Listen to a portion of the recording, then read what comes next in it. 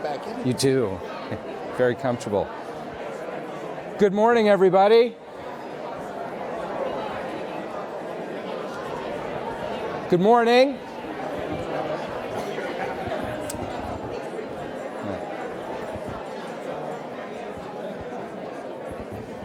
Good morning, everybody. Thank you. Thank you for replying.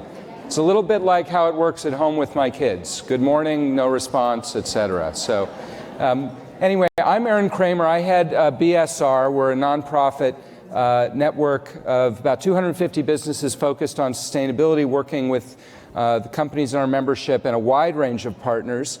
And I'm delighted to be moderating a session with 4 terrific speakers this morning, and delighted to see all of the energy in the room. I think you're aware of what the topic is this morning. We're talking about how we can leverage private sector activity working across different communities to create the kinds of sustainable economic value, social value that will work us towards the goal of prosperity shared amongst the 9 billion people who will be living on our planet by the middle of the century. So big task, big goal, but very exciting. Ultimately, really, I think, the great challenge of the 21st century. Before we get into it, just an anecdote that illustrates how this plays out, and then I'll introduce our speakers. I was in London earlier this week at a meeting about clean cook stoves, a topic that a lot of people I think are aware of. And it was one of those times where when you went around and listened to people, you lost sight of the fact, or you couldn't tell who was coming from a big corporate, who was coming from government, who was coming from civil society. The perspectives were shared, they were diverse, and that's exactly the kind of thinking that we need. And if you think about that issue, the question can be posed, is this about the environment? Well, yes, because changing the way people cook reduces carbon in the atmosphere. Is this about human health? You bet it is, because this kind of carbon in homes is one of the biggest killers on our planet. And is it about economic development? Well, yes, it is, because people who don't have to go and collect fuel are much more able to engage in the formal economy. So I think that story illustrates exactly what we want to talk about this morning. Let me run ahead and introduce my colleagues up here. If you're live tweeting, by the way, please use the hashtag GPF14. I've already been seeing over the last couple of days that a lot of you are using that, and I hope you'll be fomenting conversation outside the room as we go ahead with the discussion inside the room. Starting at my far left, Patrick Dupuis is the CFO of PayPal, a company that many of you will know quite well and undoubtedly use. Patrick joined PayPal as he says, in his quest to understand the social and economic imperatives that shape the way that people in different cultures shop, save, and spend. It really is redefining the very modalities of commerce. Very, very exciting work in a very, very dynamic company. Bruce McNamara, to my immediate left, I've known for some years. Bruce is the head of global philanthropy and also is the CEO of the J.P. Morgan Chase Foundation. Bruce comes to this role with a broad range of experience in the public, private, and philanthropic sectors. He was, just prior to joining J.P. Morgan Chase, the president and CEO of TechnoServe and was also a White House fellow. So Mr. Trisector right here. Welcome, Bruce. Clara Miller is the president of the F.B. Heron Foundation in New York. Heron, many of you, again, may well know. It has been a real pioneer in looking at how a foundation can use its assets not only through grant making, but also through investments to achieve broader social purposes. Clara, prior to joining Heron, was the founding president and CEO of the nonprofit Finance Fund, a great organization that provides both financing and direct counsel to nonprofits. Finally, Fred Secret, second from the right, as you're looking up here, is managing director of the Abrage Group, a very dynamic private equity firm, and Fred spearheads the Abrage strategic and stakeholder engagement track of the firm, the platform from which Abrage works with a wide range of leaders from all different sectors, and at Abraj, he drives business development, but also stakeholder relations. So we'll be talking a lot about hybrid organizations. I think we've got some leaders here who are very well stuck into this notion of hybrid leadership and hybrid organizations. So we're going to talk about how private sector can drive different kinds of social and economic value. And I'd like to throw out a question here, and Patrick, maybe I'll start with you and we'll go from my left to right. Why is this idea getting so much traction right now, and how has PayPal changed and evolved in order to meet this moment that we're here to talk about? All right. So first, thank you very much for having us here today. This is fascinating. I come from 30 years in business, 20 of it in GE, and I happen to be in a company now where, as we were preparing for this panel, I realized I was very blessed to be able to be a CFO every day, but my success indicators are fundamentally the same ones you would have. We measure ourselves in terms of network and health of our network and participation of people in the global economy. So I guess it feels like at no other time in human history have people been more empowered. We have a theme, and I have a theme that can relate to for my entire life, which is that good things happen when people are empowered and they are given access and they are connected. And at eBay and PayPal, we call it powering people and connected commerce. So I think we're talking about all of this because it's almost impossible today to ignore the power of individuals, and people understand, they know what's going on, and people are losing patience with siloed thinking and with being told that from 8 to 5 they are just a corporate person, and from 5 to 8 they are a family person, and in a voting booth they are a citizen. What about between 9 and 12? Yeah, just sleep a little bit. So that's it. I think it's a time where the full power of information and access is coming to fruition. Real democracy at its best, and we're not equipped for this.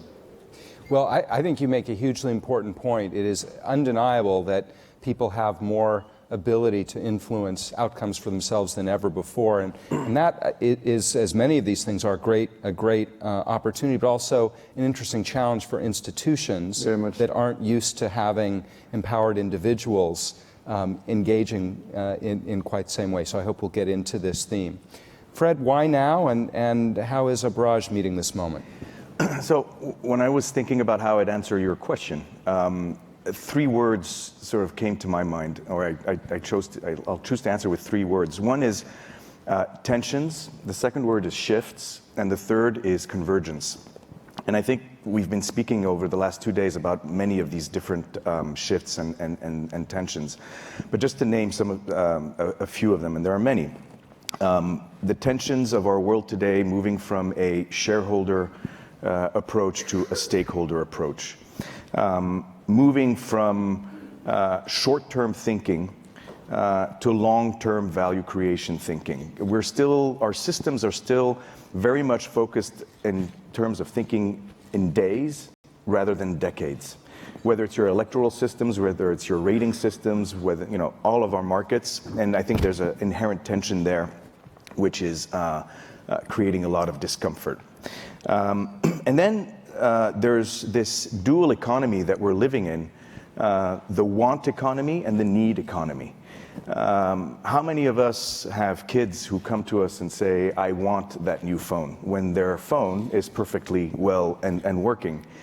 And we're all culprits of that too. And there's this want economy that is living right next door to this need economy where people are underprivileged, are aspiring to better lives, are aspiring to a better future for their kids, and technology is making these two worlds live right next to each other. And that is creating a big source of tension. A few shifts.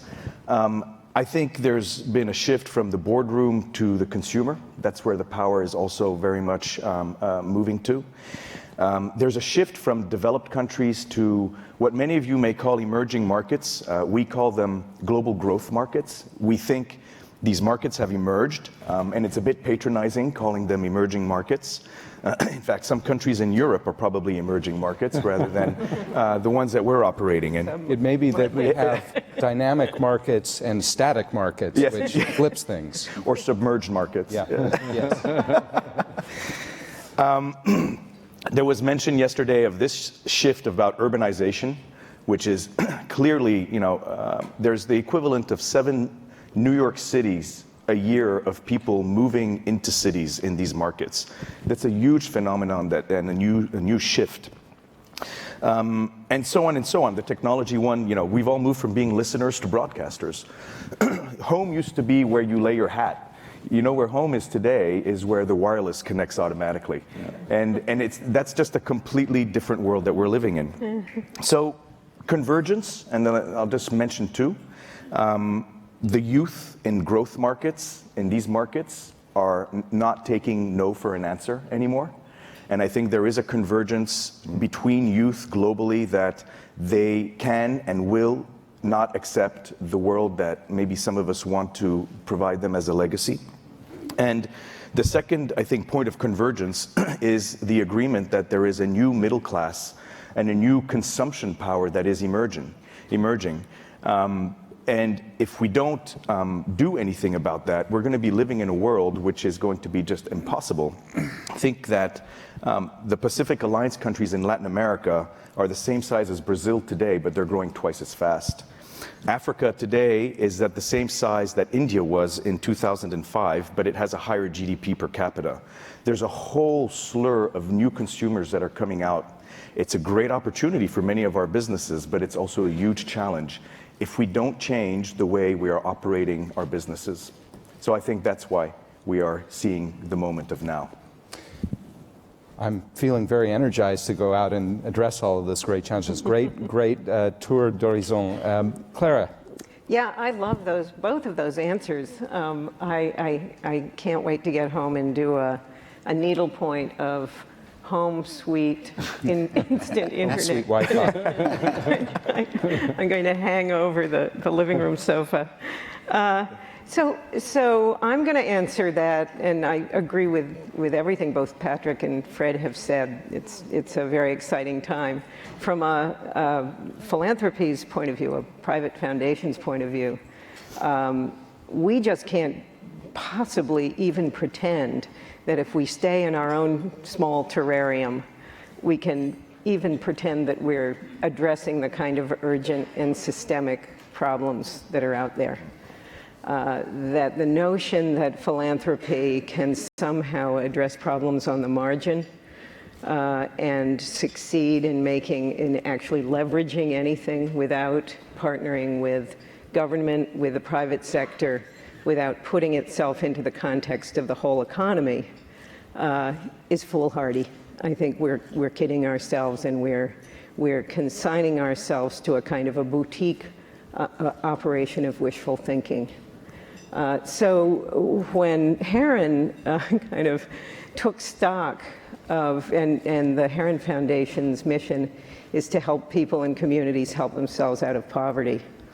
And we took stock, when I arrived as president 3 years ago, and I said to myself, I've been on the other side of the grantor-grantee equation too long to utter those 13 words that the field fears most, which are, we have a new president and we're going to do strategic planning. So instead we kind of did strategic tapas, and we said, you know what, we're looking at the front pages of the New York Times, and if our mission is to help people and communities help themselves out of poverty, we haven't been doing so well. And Heron has a long and proud tradition of doing impact investing, of investing its assets for mission, and of funding some really grassroots, terrific organizations. I arrived with this terrific legacy, and we all had to agree, board and staff together, that poverty was worse than it had been ever in the U.S. history, and we focus on the U.S. So just having said that, we then said we need to be engaging with the whole economy, that having access on the margin to an economy that's not creating reliable work for the people we care about, we're saying, look, buy homes with debt, but not have reliable jobs. This does not lead to a good place. So in order to take that systemic look, we said, okay, all of our assets are investment for mission. We don't have a division between the investment side and the giving side. It's all capital being put into the market in support of our mission. And the reason we did that was that we can't in any way pretend that we don't exist within the real economy and as part of it and connected to it. Great, thank you. You got some great nervous laughter from the audience with that strategic. I like that. Comment, yeah. Bruce, you have worked in all sorts of different sectors. So what's your high-level view of this and the implications for all of us in the room? Well, and it's a little hard.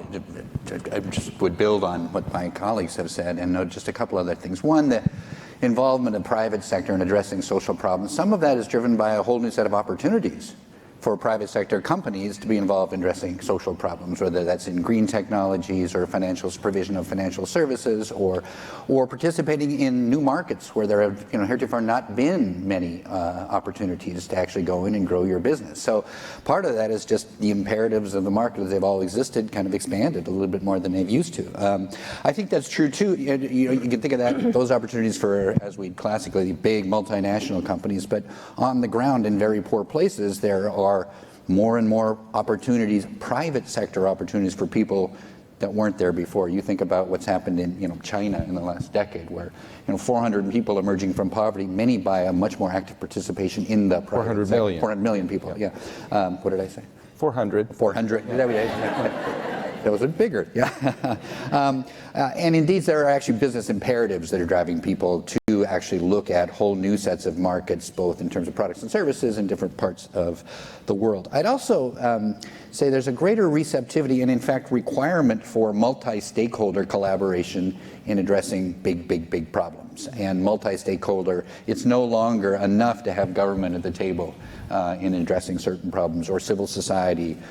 It's now increasingly important that it be civil society, government, and business sort of gathering around these problems, like global warming, like food insecurity, like a burgeoning youth population. These are global. They require participation of many partners, and business increasingly is seen as a necessary, I think, partner in those kind of undertakings. And I think with that, there's a whole lot of less mistrust. I think, Darren Walker was talking yesterday about the sort of oppositional constructs we have in thinking about not just addressing social problems, but generally, historically, civil society on the one side, business on the other. And more, I think there's a welcoming of what business can bring to the table in terms of addressing problems, in terms of not just resources, but able to think about, efficiency in the allocation of capital, the delivery of services, and the realization that many times, if the market opportunity is there, business can be that pathway from a program or a pilot to actually uptake and sustainability of a lot of the solutions that we're trying to engender by coming together. So I think there's a confluence of things coming together around, private sector has opportunities, private sector brings something to the dialogue, private sector is in fact a necessary part of addressing social problems that all come together. So great overview. Let me dive in and ask and throw it open to any of you who want to respond. I think there are a couple of dilemmas that came out in what you're talking about, because, Patrick, you're absolutely right. More people have more ability to influence their own outcomes than ever before. And yet we have a growing problem about income inequality, not only in the United States, but in many parts of the world, including some of the most dynamic growth markets in the world. So that's one piece. The other is something, Claire, that you mentioned, that it's absolutely crucial to create systemic solutions, and yet we're living in a world where power and information is rapidly decentralizing. So how do we pull systems change together at a time when actually you can see a little bit, you can see some islands developing because different groups and individuals have the ability to shape outcomes. So how do you deal with those dilemmas?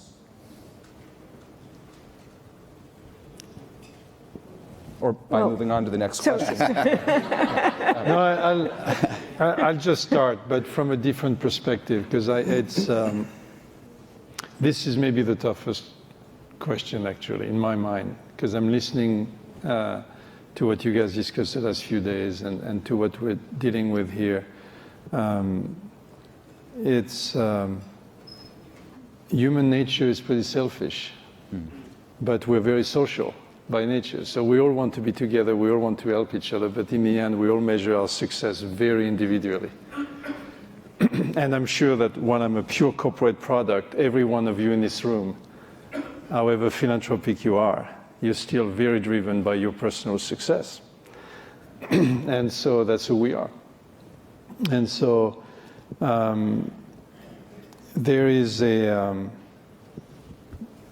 need to accept that, and there's a need for some kind of incentives or reward system or education that gets people to feel as good about winning together as winning individually. And I was lucky enough to grow up in a company, GE, that has a reputation of being very corporate, but I've never since then been around as much collaboration as I did there, because the main reward was the outcome.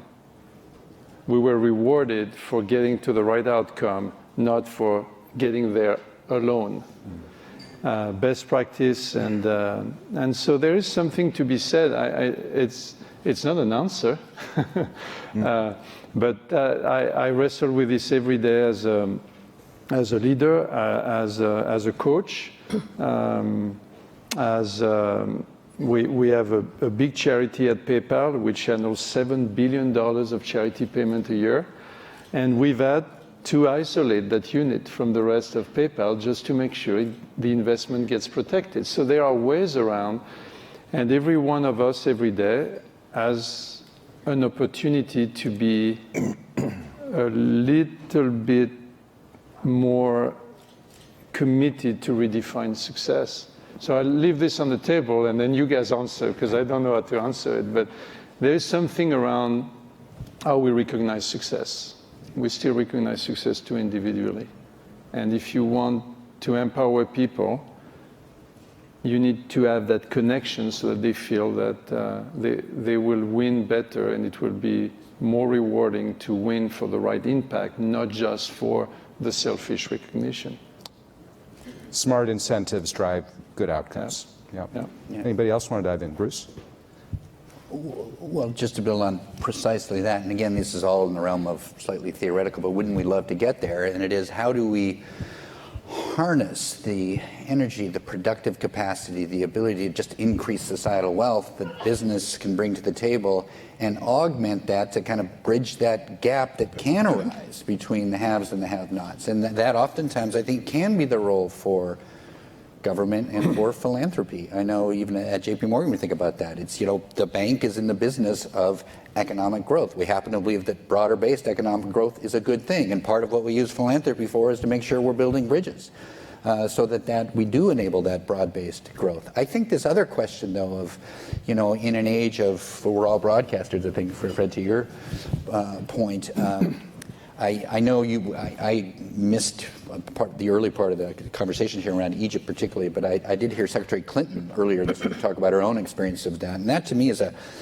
touches on some of the dangers in that in an age where we can tweet the revolution, what happens to institutions? And are we kind of disintermediating a whole host of the institutions that sometimes do the work and the heavy lifting, and whether those are political institutions or civil society institutions, there is risk in that, because who at the end of the day does the work? And I think we're at a kind of a period, we'll get to a new equilibrium, but we're not there yet, and there is this kind of coming apart, and maybe that's just how systems work and that's how the world evolves. But it's certainly a little worrisome to be in the middle of that. Dana Boyd, who's a researcher for Microsoft's written a book called It's Complicated, based on her study of teenagers and social media, and what she's found is that teenagers are more socially committed than past generations and far less likely to channel that through established institutions. So that, I think, is a really interesting outcome that speaks to this evolution. Clara, you wanted to... Well, that is interesting. We have it's a slightly different take, I guess, in that, I have this slight war cry at the office, which is accounting is destiny. And so some of what I know, somebody said it to me once, if accounting is destiny, I'm going to kill myself. I'm going to jump off a bridge. And I said, well, you'll be the first martyr to accounting then. This is really great. The green eye shade revolution is here. Exactly. So, what we mean by that is that we're looking at our portfolio, we're looking at all our exposures, whether it's to a public company or to a nonprofit, as part of a continuum of social and financial return or social and financial performance. And we think you can monitor positive and negative for both in real time as part of what an impact investor looks at. So that you're not pretending that there's this part of the economy that's the bad part, and then there's this tiny little part that's weak and is the cleanup crew, that in fact all of the things we care so deeply about become part of the core business. And I think both of you have made that point numerous times. Part of the core business of either a public company or a nonprofit or an institution or a government just as readily. And that we are holding ourselves to account with a lot of the new data tools we have in that kind of a situation, rather than pretending there's this sort of bifurcation where, these guys get to do whatever the hell they want, and these small, weak nonprofit organizations are on an ever, kind of increasing number of problems. So that's Heron's hope, is that that's the way impact investment works. That's the way we look at the opportunity before us. And Fred, maybe you can dive in and tell us a little bit about how this works at practice at Abraj, and how you've made investments to achieve these kinds of outcomes. Yeah, I'd be happy to, because it started with a very philosophical answer here and moving to the practice. But I totally agree with what you said. But to be maybe somewhat provocative and with full respect to Bruce, I think, and some of you here in the hall, I would submit that if we succeed in embedding into our businesses this approach of financial and social returns being balanced out, that Bruce should be out of a job in 5 to 10 years, because corporates should no longer need to have foundations. It should be embedded into their businesses in terms of what they're doing. And so Bruce will be circulating his CV. You can come work for us. Fair enough. So, I'm sorry, Bruce. But that's why we didn't create a foundation. What we've developed we are a for-profit investor. Our investors give us funds and they expect to get a best-in-class return. We're commercially driven. But when we invest with a very strong environmental and social lens, and we look at it as a value-creating mechanism rather than a cost or boxes that need to be ticked. But in order to get that value system really embedded in the business, we have created internally a program called the 5+5+5. So it's 5% of our top line, not our bottom line, but our top line, 5% of annual bonuses of our employees on a voluntary basis, and 5 mandatory days of time per year that's paid for by the company that needs to be allocated into the various projects that we invest in the communities in which we're operating. Basically focused on the theme of entrepreneurship, because that's where our skill set lies, and the markets in which we're operating are all characteristic of high unemployment and youth bulge. So we feel the best way we can have an impact over and above the core of our business is to stimulate SME growth, is to stimulate employment by applying every day our people to think in terms of their own business models and skills, what they can do in the markets in which they're operating. So that's, we're not, Danone does something else. They're a nutritionist, and they should be focusing on where their skill set lies. We are passionate about building enterprises and businesses, and that's what we think we should be giving back to the communities in terms of helping them grow and giving people a chance.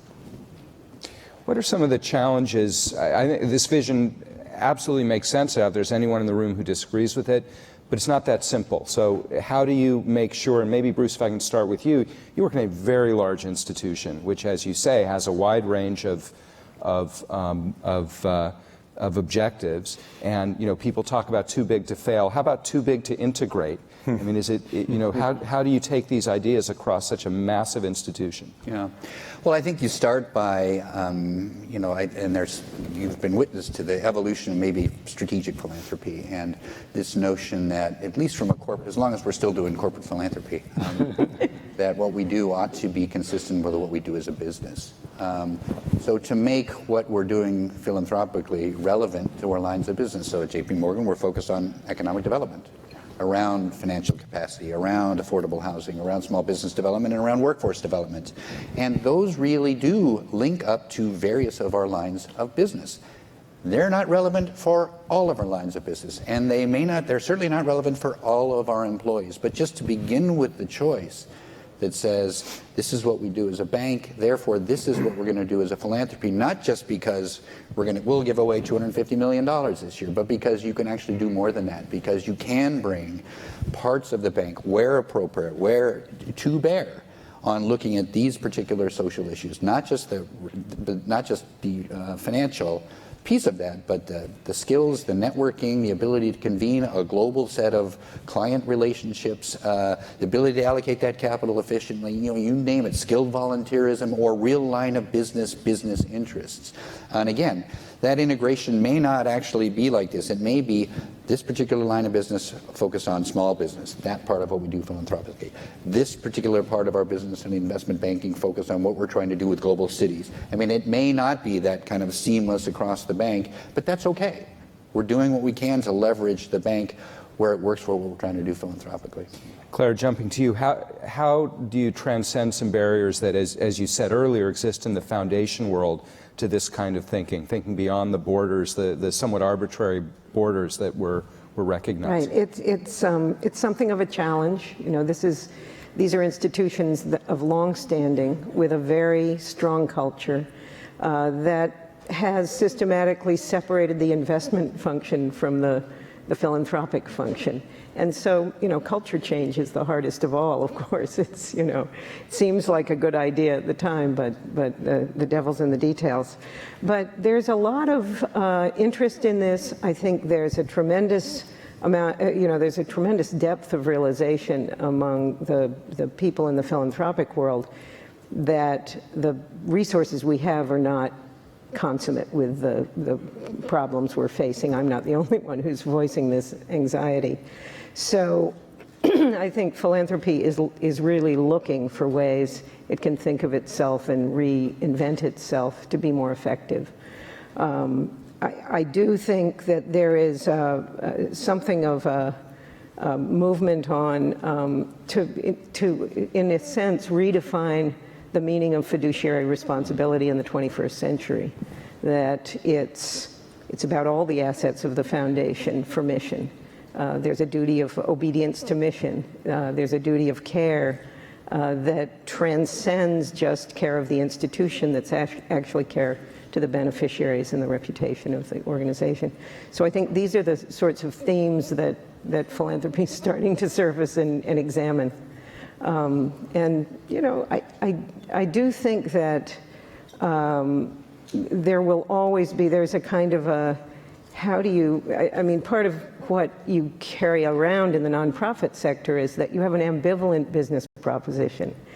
You want, in a way, to put yourself out of business, of course. You really want a world where Chase is doing such a fantastic job of financing jobs and economic development everywhere, and there's no poverty. Same with Heron Foundation, so we don't need to have a silly Heron Foundation or a silly, Chase Foundation. Clara will also be circulating her Right? CV later. Anyway, but you get what I mean. I mean, it's sort of like you really want to stamp out poverty. You don't want to, continue build the capital market for nonprofit, finance, really, at all. You want to make it so it's not necessary.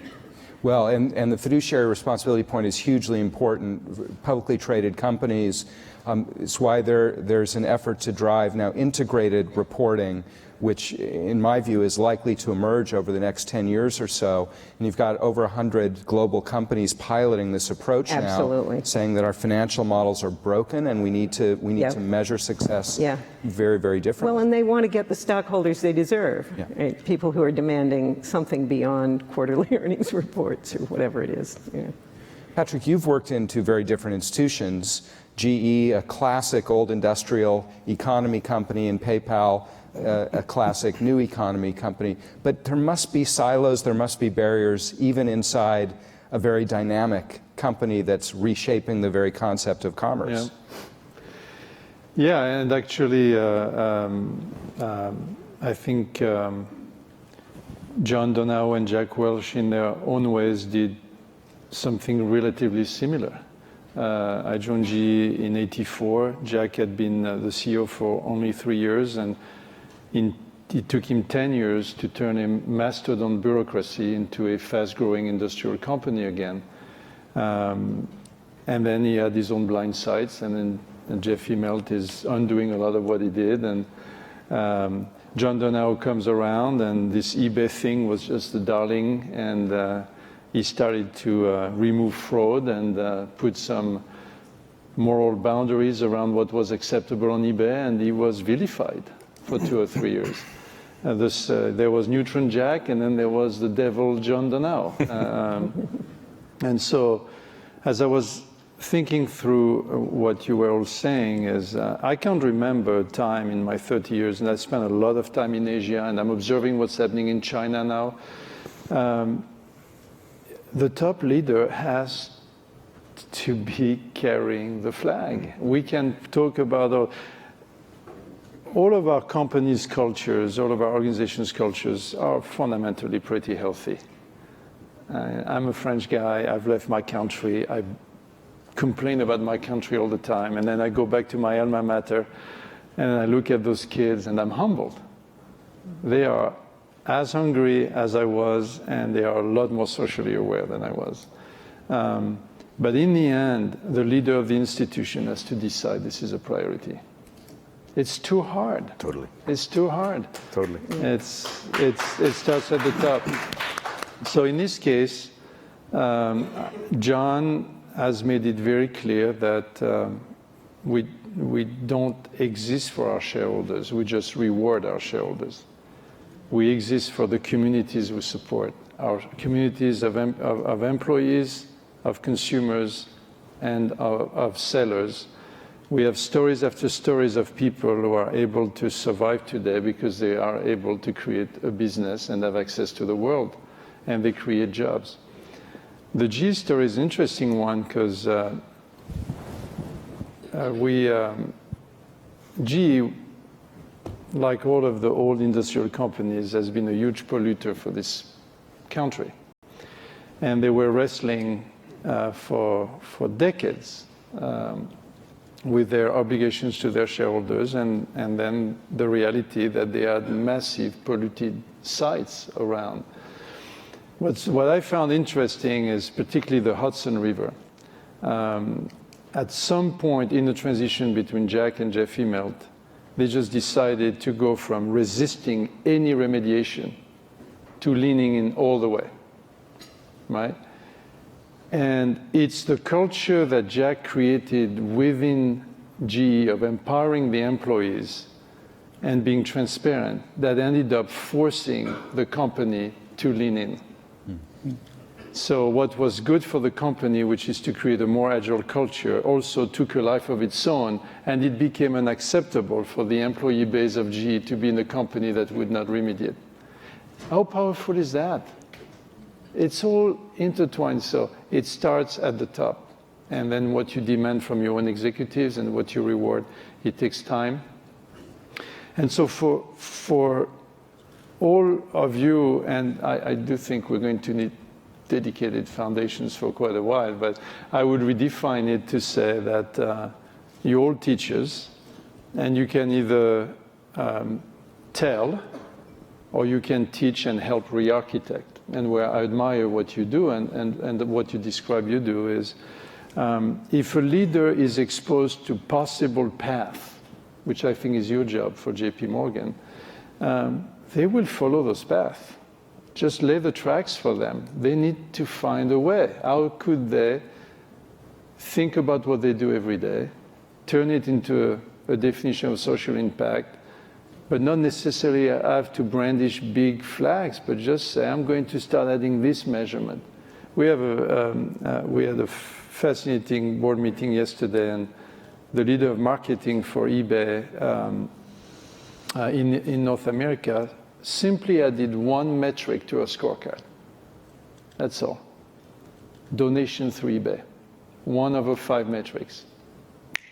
30% in 1 year. Everybody followed. The boss is making it up there. Everybody follows. So we need to engage all those leaders, and everybody will go at their pace.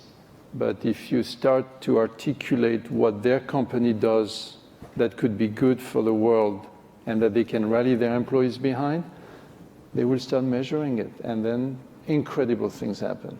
The remarkable thing is that in a bottom-up world, the nature of leadership has to change even that much more quickly, because there's no more monopoly on information, there's no more reliance on true hierarchy, so the nature of our leaders in all institutions absolutely has to evolve. Fred, let me ask you one question, and then I'm going to give all of you a chance to ask questions. We'll have mics around the room.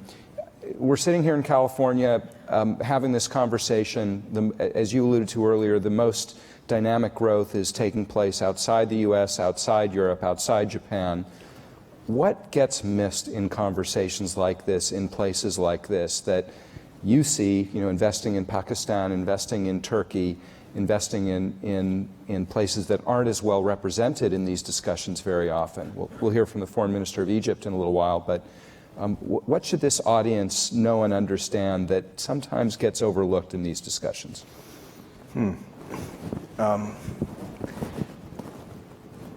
I would first say, don't believe everything you read in the press or you hear on CNN. It's all about the Malaysian airliner anyway.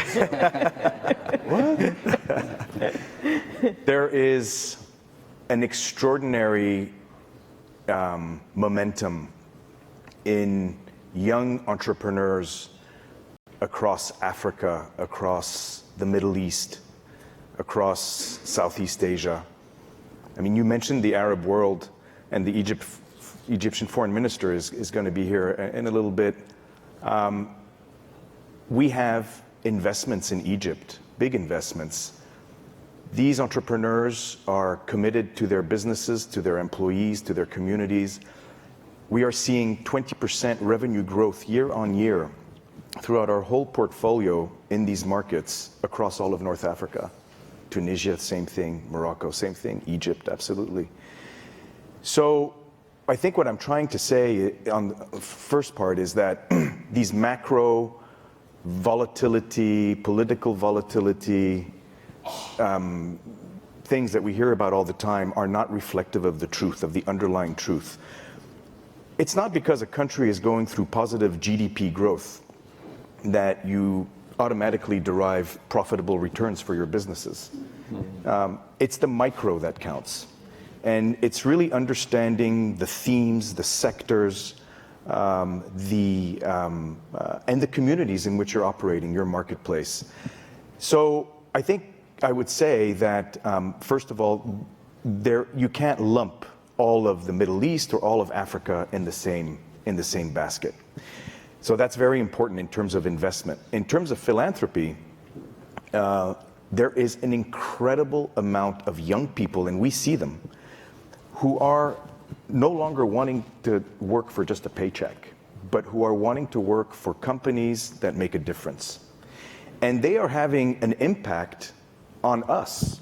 I mean, I used to say I have one of the best jobs in the world because I get to go around the planet saying, yes, investment bankers do have a soul. And sometimes they don't know it. That's just the problem. But this young generation that is coming up on board is changing the way we are operating inside our firm. And we have to embrace that. It's about embracing it. But in these markets, Aaron, I really encourage those of you who have not been out there to just go, because you will be mesmerized by the amount of talent and it's not about, yesterday the president of the World Bank, mentioned we all need to be aspiring to help the poor. I think it goes further than that. It's really about our self-enlightened interest. It goes further than just helping the poor. We don't like this term of poverty or charity. It's sort of, it's built on the premise that it's a partnership of unequals. Mm-hmm. You're poor and I'm not. Mm-hmm. It's about looking and working to our self-enlightened interests. So as an investor, as a philanthropist, looking at creating those partnerships where everybody walks out with a win-win, rewarding your shareholders, but also having a positive impact on the communities is what we see out there. So please go. Excellent. And we're going to go to all of you. I know we've got some mics. As always, the lights are shining, so I can vaguely see hands, but not faces. Got a gentleman right here and then a woman right there, and a number of them. Please, if you will, introduce yourself, and please be brief, and we like questions a lot better than speeches. Thank you. My name is Marcus. I'm with the United Nations Development Program. Fascinating discussion, I think, towards the right way in terms of the core business, moving beyond CSR. There's an unprecedented interest from the business community on the process of developing the next goals that are going to replace the Millennium Development Goal, right? We at the United Nations are very involved in that process, and I see from Paul Pullman and the Secretary General high-level panel and so much of the business community around the United Nations trying to influence this process. My question is, what should governance of the world ask back of the private sector as a formal commitment to the next development goals? Not voluntary codes and things like that, but if they want to sit on the table, what are they going to give back? Great question. We haven't talked a lot about government this morning. What anyone want to dive in on that? The Sustainable Development Goals are being negotiated as a successor to the Millennium Development Goals. What should business ask of governments? What should governments ask of business? Businesses. You want to take that on? Sure.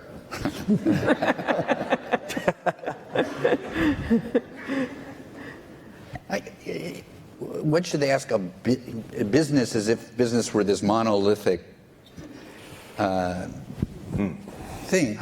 My observation, maybe in my old job, more in this, is that those businesses most engaged in those conversations are among the most enlightened businesses. Yeah. Those are the businesses you want in those conversations, and those businesses typically have a much more nuanced view as to the role that business plays in development and what business can bring to the table. So I see it less of an insistence by business writ large that we're at the table and we assert this set of demands, rather than a kind of self-selected group who are already pretty much out ahead. And I see that, I used to see that in different contexts, not so much the UN, but in a World Economic or other forum contexts where, you know, your interlocutors there, the CEOs who are showing up, are the people you want showing up. And I think less an insistence that you give me this, I'll give you that, rather than this collaborative, let's figure out who does what and who can commit to what and who the incentives are right for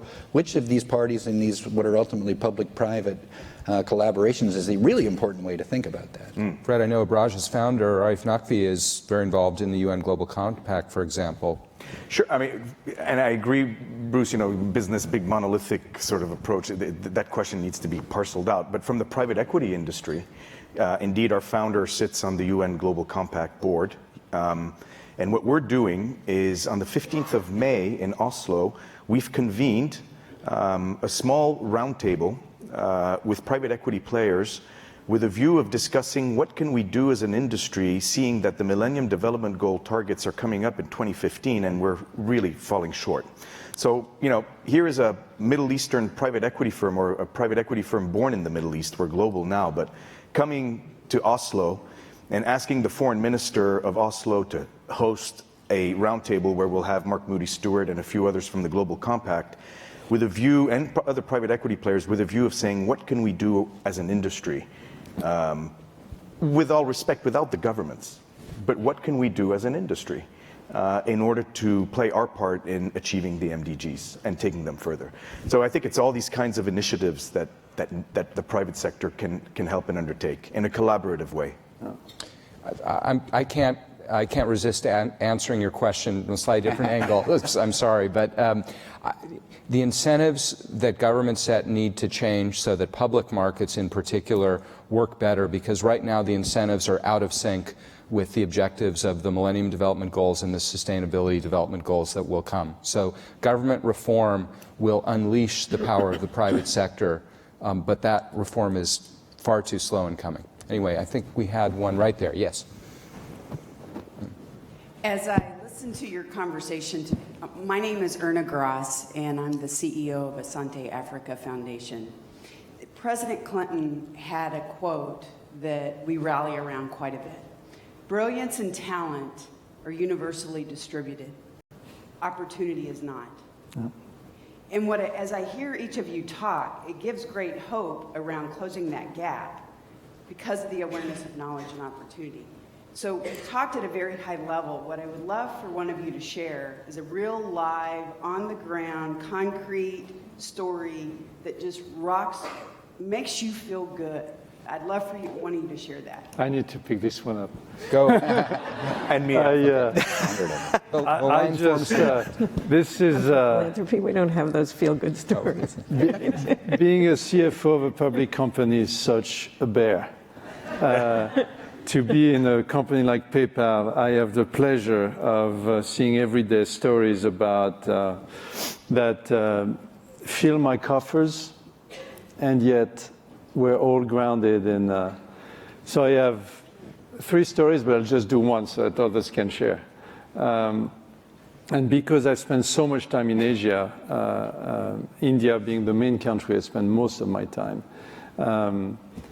we have PayPal is allowing with eBay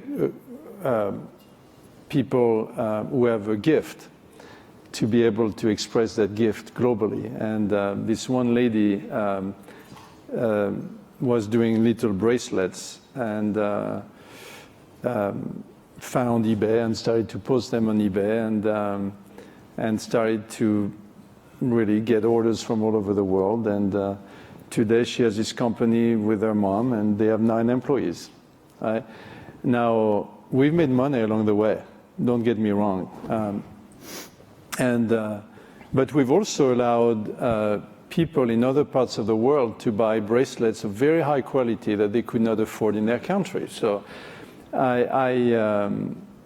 there's something very powerful in where giving access, because her local bank would not have funded her, and the credit cards would not have given her a credit card, and It's just, and we have stories after stories. We have 4,000 agents on the phone. We are the anti-Silicon Valley company. We have a lot of people taking care of you other than through the computer. And that's what keeps them going every day. They talk to people every day who have a real story like this. And so that's my story. Excellent. I think everyone wants to answer this question, Okay, right? so I'll take you for 2 minutes to Karachi in Pakistan, 5th largest city in the world. The Karachi Electric Supply Company is the last sort of monopoly, I think, utility in the world of transmission, generation, and distribution of electricity. And it was in 2006 really the best broken company you could ever have imagined. You could have gotten McKinsey there and said, break this company into bits. They wouldn't have done a better job than what it was. Theft, corruption, load shedding, electricity just not getting to the small mom and pop shops, and so on and so forth. Anyways, very difficult investment for us to undertake. Do we go ahead and do it or not? We did. We started by transforming the company on the inside. We created a program for stakeholders that are the employees. Never forget your employees, right? Giving them pride again in order to be working for this company. We started naming and shaming some of the richest parts of Karachi who were not paying their electricity bills. Our guys out there that we embedded in the company started getting death threats.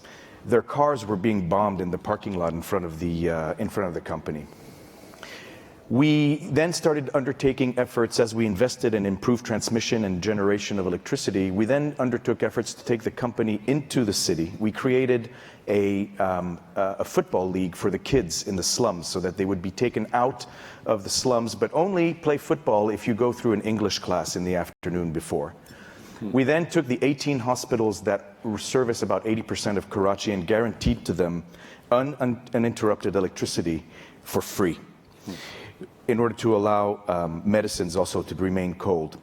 We undertook 20,000 classroom educational programs on energy conservation. So we started bringing the whole city into making what was the most hated company in the country, a company that was much closer to its citizens. So we've been undertaking all these transformations, and the last project that we've been working on is outside of Karachi. There's the largest cattle colony in the world. It's called Landi. There's 400,000 cows there, small-scale farmers. It's an ecological disaster. It's where the milk comes to be collected for the city of Karachi. And if you look at Google Earth picture and you look at Landi, you will see the brownness that is going into the sea, because when it rains, the dung just goes into the sea, and the fisheries have been completely destroyed. So what we're doing with Canadian technology and the IFC is we are looking, and we've started building the world's largest biogas project, a 22 megawatt power station outside, reorganizing all of the way this whole colony and cattle colony is working, and working with the farmers and working with the fisheries in order to see how we can resuscitate that whole area. I'll finish by saying two things. Our ultimate vision is to use the electricity that this biogas project would generate in order to rehaul the rickshaws of Karachi from moving them from petrol to electricity. That's our ultimate vision. It has nothing to do with our bottom line. It has everything to do with giving back to the community. The second thing I'll say is that 2 years ago, the company ran, for the first time in 18 years, a profitable year. So it just proves the case, and we also have, we have 160 stories like this, that by looking at your social returns and your financial returns, you can achieve success and reward your shareholders. Excellent. Clara. Fantastic. I adore that story, and could listen all day. So I'm just going to tell a kind of a feel-good and feel-worried story, because I think that most stories are sort of like that. The feel-good part is that Heron's only one of a huge number of investors and customers of this organization called PHI, or Paraprofessional Healthcare Institute, which is in the South Bronx. It's the top company and has 2 affiliates, one of which is the largest cooperative of home health aides in the United States. I think it's 2,500 people, mostly women, mostly African American and Latinos, who get a living wage, training, and are in a for-profit cooperative. And on the other side, a managed care organization, about $250 million large-scale organization. So we and a group of others are trying to put what we call philanthropic equity. It's equity where we will leave the return in the nonprofit and help it grow to another stage, because it's undergoing exactly the same kind of growth as a for-profit does, but you can't have ownership stakes in a nonprofit and so on.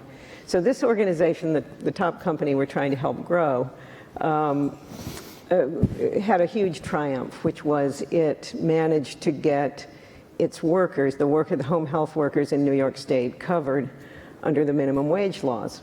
They weren't before.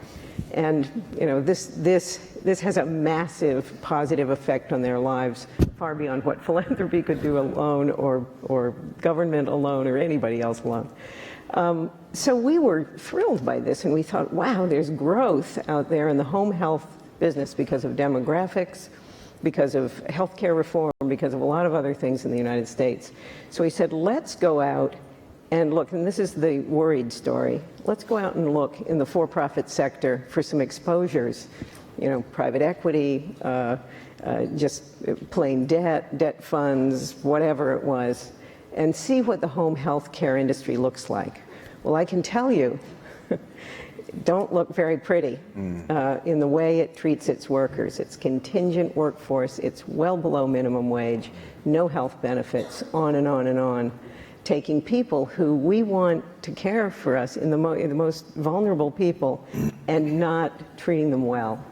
So getting back to what do we want, what do we want government to do? What do we want private sector to do?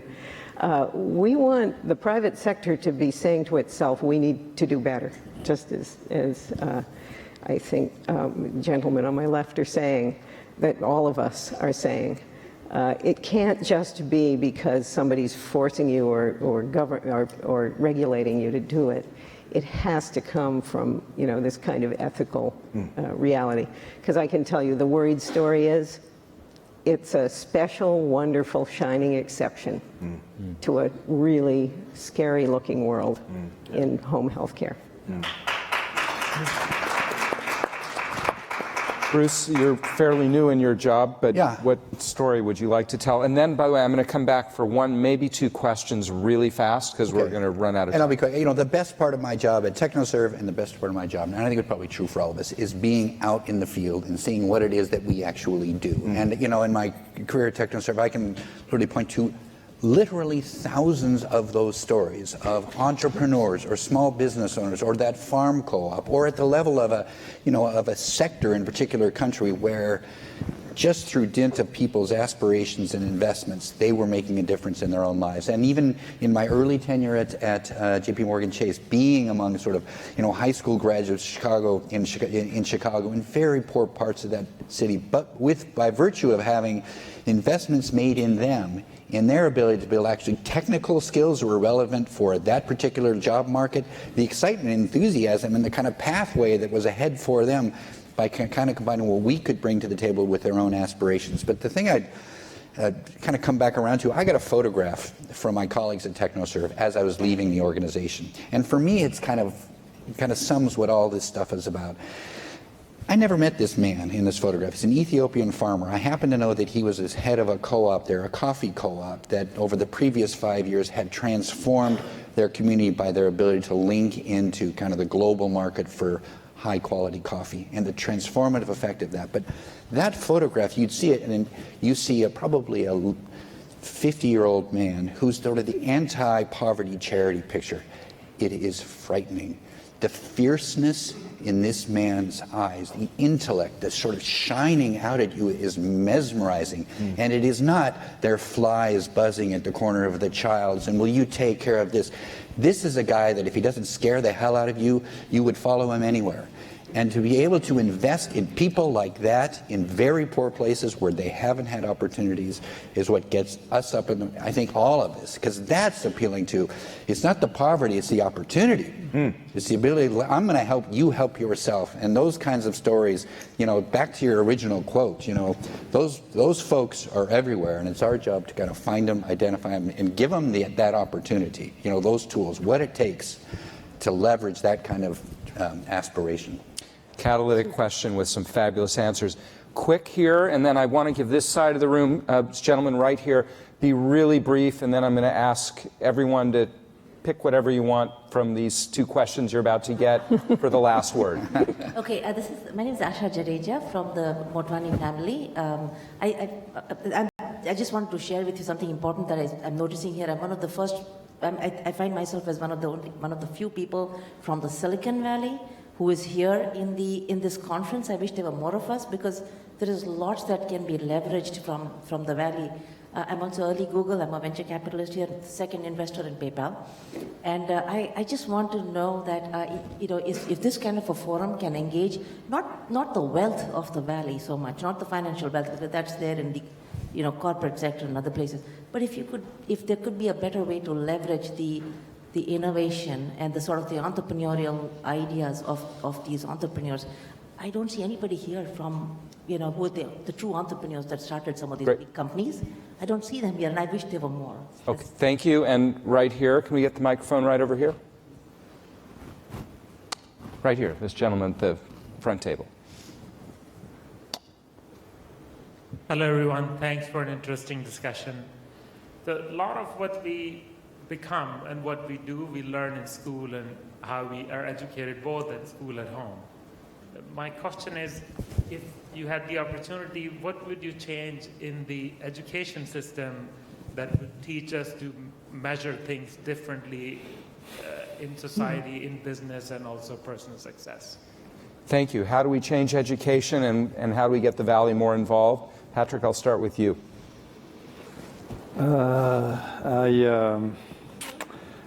I'm not a big fan of the Valley.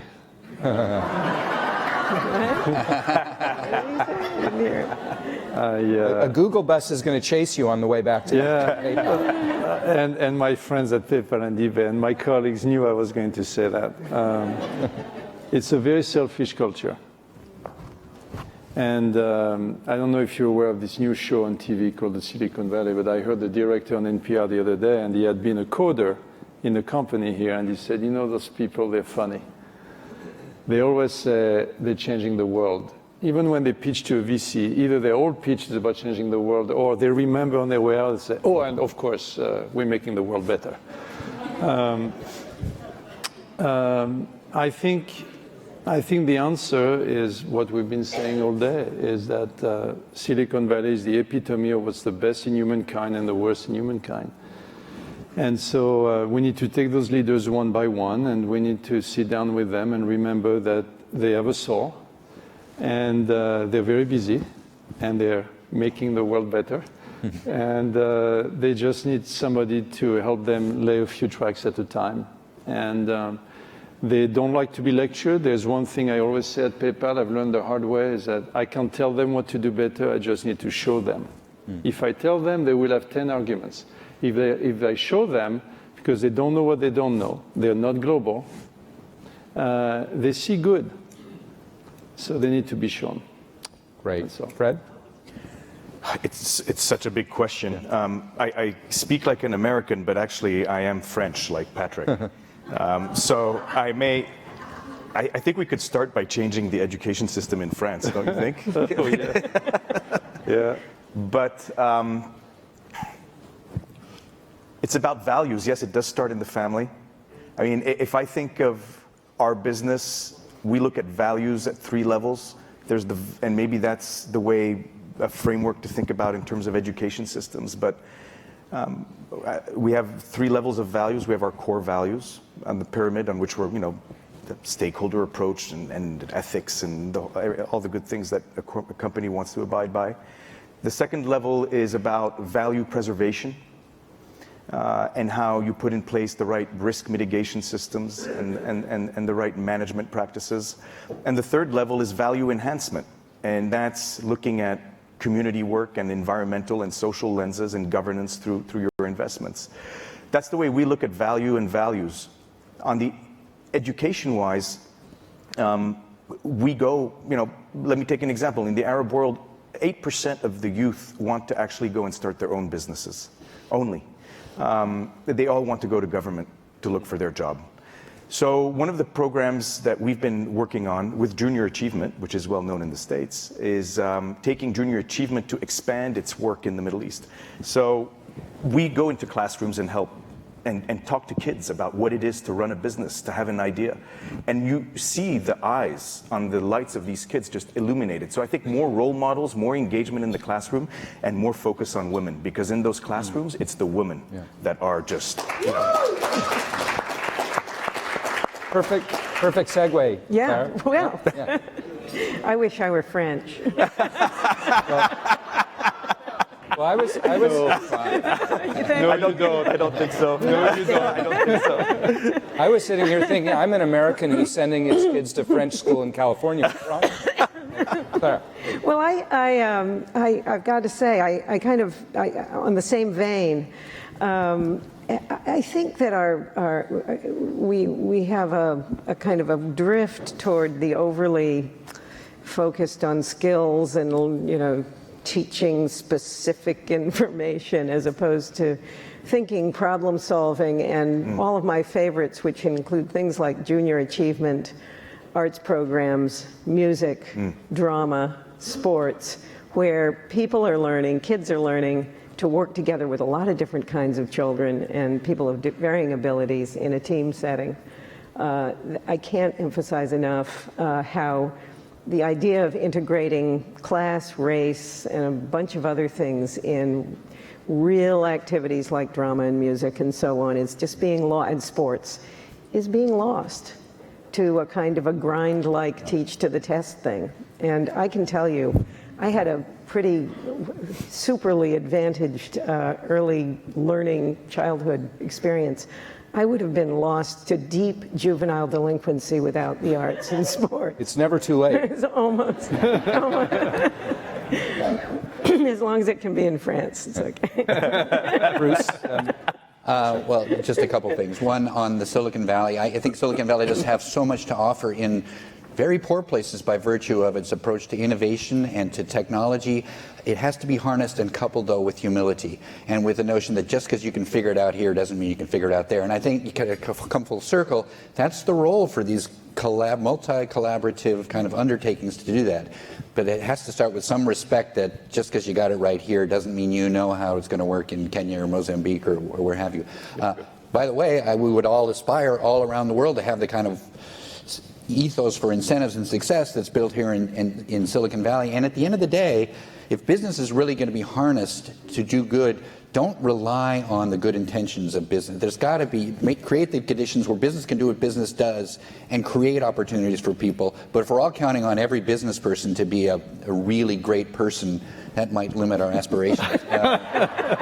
On education, I would just, the observation, something right is happening, either in families or in education. And, certainly in graduate schools it's happening, but, this panel has said earlier, it really is the case that this generation comes to work and the workplace with aspirations and hopes about what I can do to make a difference in my community and in the world, unlike, I know, my own generation. I often look back to, being in graduate school down at Stanford when Net Impact was first getting going and going to a national convening of Net Impact. There's something like 400 people there. And I think now Net Impact, dedicated to social change, and our annual convenings are turning people away with 35, 40,000 sort of annual people coming annually. And that's just representative of this generation. So something is going on there in terms of what's happening in education or culturally that's made a difference generationally. Wow, just fabulous. Two quick things, then we really do have to close. First, please be seated at 10:25 sharp. to hear the Egyptian foreign minister. Really important that everyone be back here at that time. It's a relatively short break, my apology. That's a segue to saying this was a fabulous conversation. Thank you all very much. Thank you very much. Join me in thanking everyone.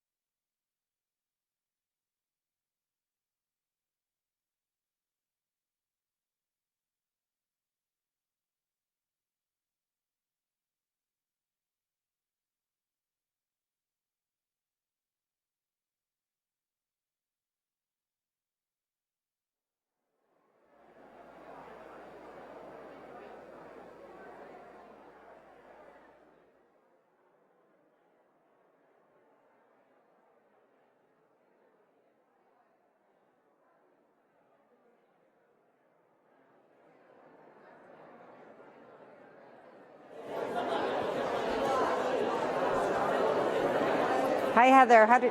Did it go well? Good.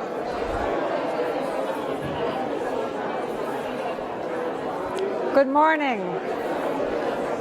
Good morning. We're in for a particularly special few hours.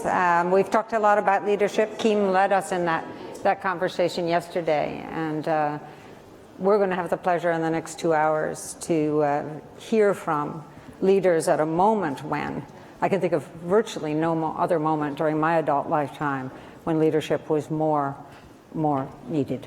And so it's a real opportunity. I just wanted to take a minute, though, before we move on to the weighty topics, to just say thank you to a few folks. I want to give another thanks to Rita of the MasterCard Foundation and Bob of the MacArthur Foundation for last night's lovely dinner and wonderful conversations. So I did want to say thanks again to them.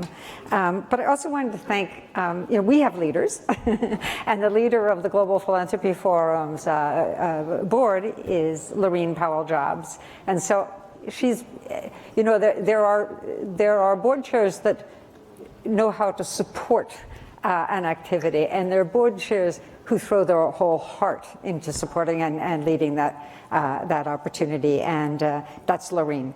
And Peter Robertson, similarly, who is the chairman of the organization that's the host institution, the World Affairs Council.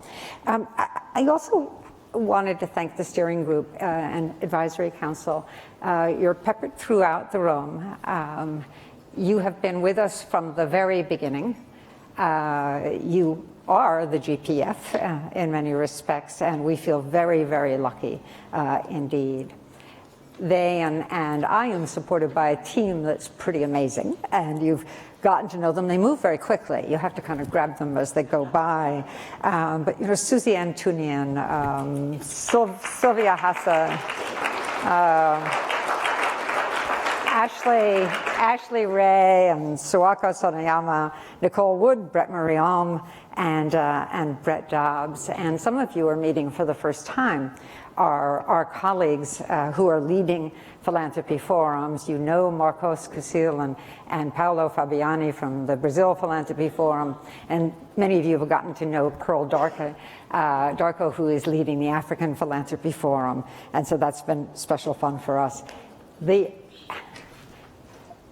I told you I guess the first day, whenever that was, that we were introducing music more deliberately into what we do, and Michael Olmsted and Gary Malkin, I think have changed these last 3 days in wonderful ways. Their music somehow introduces peace at the moment when you're most agitated about, solving a problem. So I wanted to thank them and to thank Maya Kristen, who introduced this to them and supported this effort. So Michael and Gary, you're pretty neat. Now you're going to get surveys. It wouldn't be the Global Philanthropy Forum without them, and life will be so much easier for you if you fill them out, because otherwise you'll get harassed by us. And I just want you to know that next year's forum will be in Washington, D.C. It'll be April 22 to 24, so sign up soon so that we don't get too full too fast without you. Mo Ibrahim will be speaking, as well as Hadil Ibrahim, his really remarkable daughter who leads the foundation, and the founder and co-chairman of Natura Cosmetics Company from Brazil will be there speaking. And I think given this morning's panel, the more we hear from private sector leaders committed to achieving social goals, the greater the opportunity for all of us to make a difference. Now, I have a real honor right now, and that's the introduction of Nabil Fahmy, His Excellency Nabil Fahmy. He's the Minister of Foreign Affairs of Egypt, of its interim government. I knew him back when his portfolio was was non-proliferation, nuclear arms control and non-proliferation. He was among the members of the UN Secretary General's Advisory Board on disarmament issues, and in fact became the chair of that board. And you learned last night, of course, that he was a colleague of Bob Gallucci's as well. He was also ambassador to Japan. He was ambassador to the United States. So he has held the senior positions in diplomacy throughout his life. And after he left the world of diplomacy, he only got away with leaving it briefly, but after he left it, he joined the political party, the Constitution Party, that was headed or is headed by Mohammed al-Baradei. And you all know Mohammed al-Baradei as the leader of the International Atomic Energy Agency. In other words, the great implementer when it comes to nuclear non-proliferation. But then, Minister Fahmy then went to a really hard political post, and that is that he joined American University as a faculty member. And you don't know tough diplomacy and hard politics until you're in an academic institution. So we're going to hear, I'm going to find out from him how he did after we learn about Egypt. So finally, just to say, of course, we all know that Egypt is going through an extraordinary and wrenching transition, and this is the moment for leadership. So please join me in welcoming Minister Fahmy.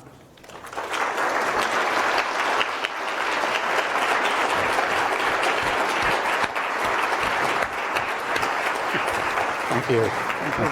Give me the good record. Thank you very much, Jane. That was a very kind and flattering introduction. I worry when people flatter me that much at the beginning of my speeches, because it always makes the speech a bit of a downside. When they come at the end, it's different. But anyway, thank you all for being here. I'm honored to be invited to this conference. I have to say that I have tremendous appreciation for the work that you do. Having been in the public service throughout my life and then in academia for a short period of time, I understand the importance of philanthropy. I also understand the importance of the civil society in the public domain in defining the issues and the terms for the future. A very prominent Arab poet who was actually an expat in America, Khalil Gibran, once said that generosity is in giving more than you can, and pride is in taking less than you need. And I think most of you in participating in this area are testimony to the importance of humanity and engaging in building a better future, not only for yourselves as successful people in your industries and in your professions, but also for those who may be more needy or less successful, but nevertheless are part of the international society that we're all part of. I'm happy to be here also. First of all, it's raining, and rain back in Egypt is a blessing. So I'm very happy that you could actually organize the weather as well to give us some water. And I'm happy to see Jane. I've frequently met with her when I came to San Francisco on previous occasions. But mostly, I'm really happy just to come here and talk to you about our own region, what we're trying to do back home in Egypt, and how it affects my portfolio specifically. I deal with foreign affairs, and that's my focus, and that's where I'm going to start. But I'll try also to talk a little bit about what's happening locally, because you cannot have a foreign policy that's disassociated from your domestic situation, even if your direct responsibility is more on foreign policy. Anyone who looks at the Middle East, and frankly, any of you who've listened to President Obama just today, even though he was in Asia when he made this statement, anyone knows the Middle East is in trouble. Everything is coming up in arms at the same time. First of all, we have a huge demographic bulge towards youth, which is good, but it's a factor for change. But many of issues that we took for granted, our identity, are being now raised and challenged. There's more of a focus on sectarianism, on ethnicity, rather than on the national identity of states in the region. And you see this in the debates, whether they are about Sunni Shia, among Muslims, about Muslims and non-Muslims, about Kurds, and so on and so forth, Persians and Jews. They're all part of the Middle East, and of course the Christians, be they Copts in Egypt or Christians throughout the Middle East. more and more one listens to what I never listened to in the past, somebody introducing himself by his faith or his ethnicity, and then his nationality. And that's something, frankly, which disturbs me. It disturbs me not because I don't take those issues seriously, but because in our day and age and our international system, we are trained and we've put together a system which is based on the nation-state concept. Now, we cannot stop there because the last 50 years or so and the influence of technology have brought in many different concepts. So one can't ignore ethnicity, can't ignore the issues of faith. Even in my own country, they've become quite prominent. One can't ignore new elements that are part of the international debate, like human security, for example, which are things which were not on the table when the UN was first put together. But if this is at the expense of your national identity, it really rocks the boat in the Middle East. And you see this from the West in North Africa right through to the Mashriq, to the Levant in Syria, Lebanon and Jordan, and also down towards the Gulf. I'd add to that not only is there a problem of identity, there's also a problem of statehood and of good governance. Put yourself in my position, responsible for foreign policy. I look westwards and I have essentially a failed state on my west in Libya. I have some very good, sensible, sincere government officials, but they don't really have complete control over their own country, and they admit that. And it's an extremely serious issue, even though it's actually a rich country. So when you actually have a failed rich country, it's probably even worse than having a failed poor country, because then the consequences can actually be much greater. Look towards Sudan. It's just been divided a couple of years ago into two countries. They're still getting settled, and there are disturbances in southern Sudan presently. If I look eastwards, I mentioned President Obama. He just suggested that it may be necessary to take a break from the Palestinian-Israeli peace process because neither side is able to take difficult decisions. I understand his frustration, and I'm aware of the details, and I applaud Secretary Kerry for his efforts. That being said, taking a break from efforts to achieve peace is always a challenging and risky business, but it may be necessary, and I'll have more discussions with John when I get up to Washington. If you go further on eastwards, what's happening in Syria is raising major concerns, specifically about this issue of sectarianism and nationhood and so on and so forth. But I would add to that, in that area, but not only there, another challenge to the Middle East, not only sectarianism, but extremism and terrorism. And I use both of those terms because I mean extremism both in terms of ideological extremism and then extremism in terms of the use of violence, specifically against civilians. If we start being complacent about these things, about allowing people's minds to go towards extremes and intolerance, you will end up creating a very difficult situation, not only between the states of the region, but even in our own countries. And I would add a third element, or a fourth element at this point. I am seriously concerned about issues of proliferation of weapons of mass destruction in the Middle East. Technology is by definition, you can't really control technology for too long. You can manage it a little bit and regulate it a little bit, but ultimately the power of destruction, be that from conventional weapons or be that from weapons of mass destruction, be they chemical, biological, or nuclear, especially if you downsize your targets, is really growing in that region. Now add that threat to failed states and sectarianism and ethnicity, it's really a definition of a very difficult area. Now, let me add to that.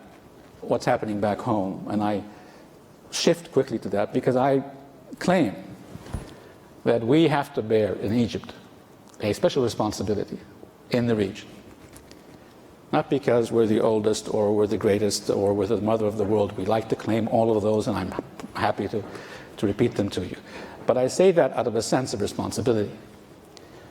In the absence of an active, tolerant, centrist, progressive role by Egypt, the region loses its focus. Egypt has to be a centrist, tolerant country. We need to be a model for the Arab world in the 21st century. When I say this, I'm not in any way ignoring the difficulties we're going to face, but I'm simply defining the challenge that we have to meet. And let me just give you some numbers. A quarter of the Middle East lives in Egypt. There are about 90 million Egyptians, and there are about 350 million Arabs. So that comes out approximately to a quarter of the Middle East. Our influence, our intellectual influence throughout the region, not only the good influence, but also the bad influence, is much wider than any other country in the region. I say this respectfully. So that's another element that places the responsibility on us. And thirdly, we are the country that has the most deep-rooted, complex, and multidisciplinary system of government and different talents that allows us to be active on WTO issues in Geneva or in Bali recently, on issues of the Security Council in New York, on issues of Africa, in the Arab League, disarmament issues all at the same time, while most countries in the region tend to focus on one or two issues in particular. And then, of course, we have the Arab issue.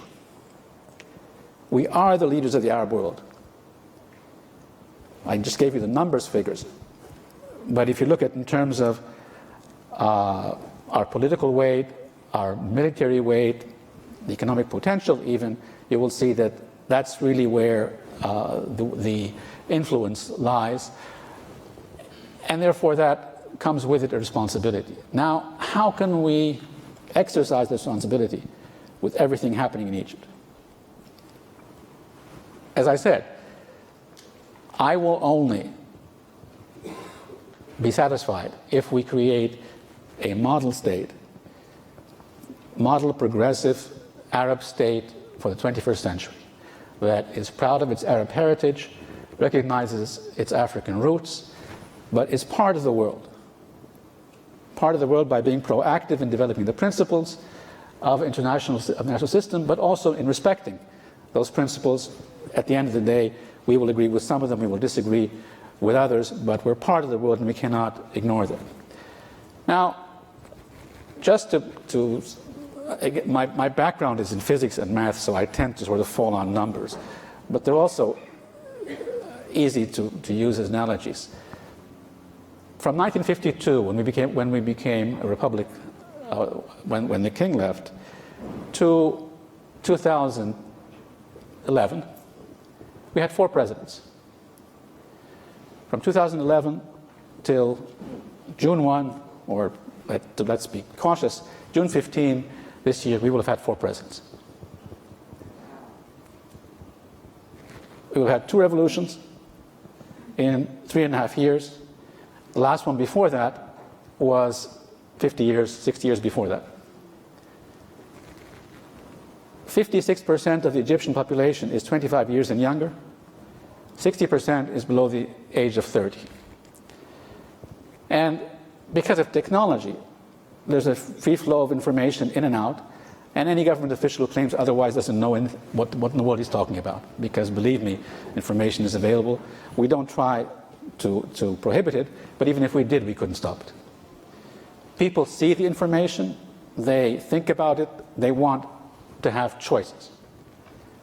We had 2 revolutions for the same reasons. One, the youth bulge. Youth want change, that's positive. That's the first thing. The second thing is the information exchange. choices. They don't. I used to compare myself with my neighbors. My son compares himself with Italians, Chinese. He was working and investing in Egypt. 10 days later, he came and gave me the keys to his company and said, I'm going to live abroad. So what do you mean? He said, yeah, I got a job on the internet last week.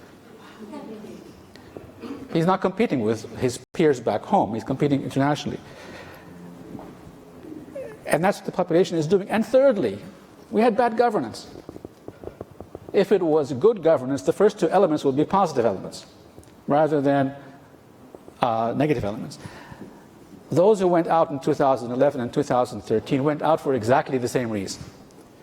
Different presidents, different parties, but the same reason. They wanted to be part of defining Egypt's future. They didn't see that in 2011 with former President Mubarak and the National Democratic Party, the Watani Party, excuse me, and they didn't see that with former President Morsi, with the Muslim Brotherhood as the ideological foundation for where he was going. In both cases, they felt they were being left out. Ironically, both presidents didn't hear them, and they went out on the street again. All that being said, I won't get into the debate about the semantics. These are people that are awake. They want to participate in the future. They hold people like me accountable in the short term and publicly, very, very quickly. I'm getting used to being a diplomat in the media. For my 35 years in foreign ministry, I chose when to speak to the press.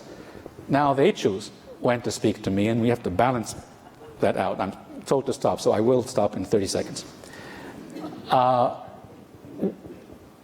The next Egyptian president will have a series of very important challenges before him. To respond to these people that are now awake, but have not yet decided what their political system will be, except that it has to allow them participation and it has to be inclusive. For the last year or so, we've been trying to define, okay, what is the basis for the future? And the first thing we did was write up a constitution, and that was accepted by referendum. If you compare that constitution to anybody else's constitution, you will see that on civil liberties, and this is the point that I want to make really, on civil liberties, it is extremely progressive, especially for a country living in a conservative area like the Middle East. One can argue about some of the other things, but on civil liberties, it's extremely progressive. The next president will have to respond to this expectation that the people want to be part of the process. Secondly, he's going to have to deal with a very tough economic challenge. We need to create about 800,000 new jobs every year. We cannot do that without a growth rate of 9 to 10% annually for the next 10 years. And we cannot do that without securing the country, because a lot of our economy is based on tourism and on investment. So security is going to be of paramount importance. You can't deal with the security issue without dealing with the politics. You can't deal with the politics without dealing with the security issue, because one thing, and I will close and then give Jane a chance to sort of challenge me on everything I've said. The basic problem we had last year, I did not vote for the last president, for former President Morsi. In fact, I didn't vote for either of the candidates. But I didn't vote for him. But I came out publicly and said afterwards that didn't vote for you, but you're my president. That's how the system works. The problem, however, was even though he won, he didn't accept me as one of his constituencies. So it wasn't that the quote-unquote secularists or liberals, for lack of a better term, didn't accept the choice. Most of us didn't like the choice. But what we didn't accept was we were not going to be left out, and create an Egypt that is going to be exclusive for a particular point, a particular ideology. That is because we didn't have a constitution then. That's why we couldn't wait for 4 years. Otherwise, you have a good president, you have a bad president, you survive it until the next one comes around. But if there's no constitution that's inclusive, you then go into changing the identity of the country, the basic parameters of civil liberties, and so on and so forth. This next president will have to bring the country together, but his priorities will have to be, because there's no other logical way of doing that, security first, politics and economics second, or together as second and third. And to do that, he will not only have to be active in fixing our domestic situation, but I can't promote tourism if I can't link European and Western tourists to Egypt and then to Jordan. I can't create Egypt as a regional hub for investment for Japanese investors if they don't feel that they can export their products throughout North Africa and East Africa and into the Arab world because there's instability. So we will also have a proactive foreign policy. We don't have a choice. We import most of our foodstuffs, the majority of our foodstuffs. We import energy. Our water comes from beyond our borders, and our military equipment, most of it comes from beyond our borders as well. So we are a country that its destiny is to have a foreign policy and relations with all of the players around the world. I know what you're going to ask me about. I'm going to sit down and give you a chance to say, why didn't you mention this? And I'll explain to you why, but on your initiative rather than on mine. Thank you very much.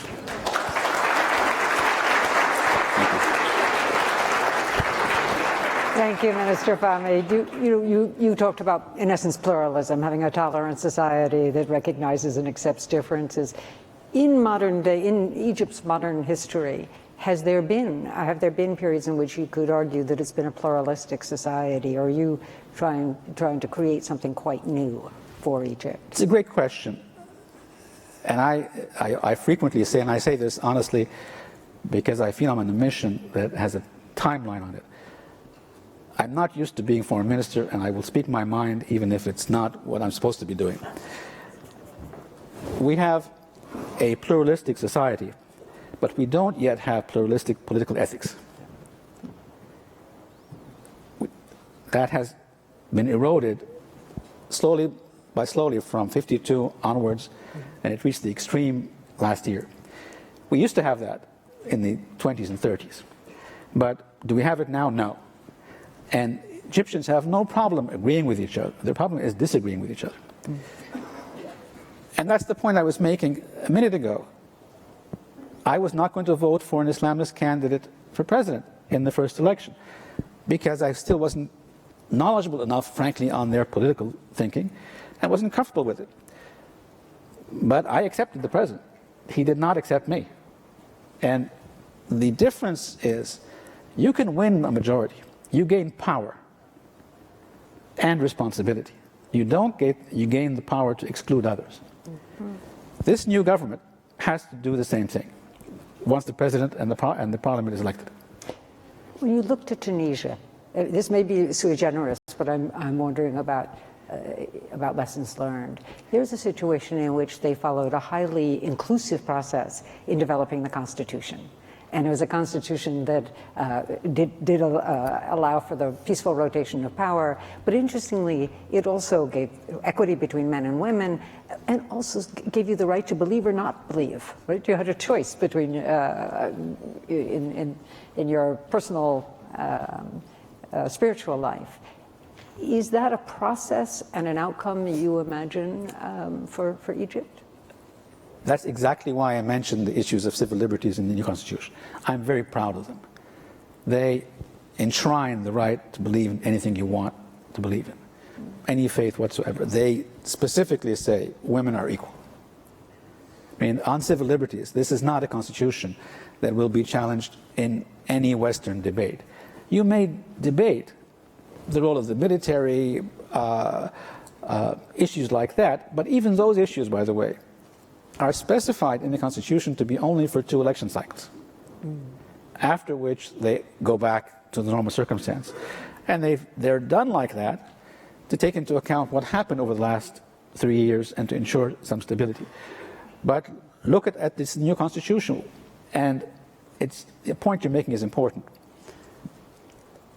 There's a misperception abroad, and we make the mistake frequently in the way we talk about this. We have members of political Islam participating in politics today in Egypt. The Salafis, the Noor Party, others are all participating.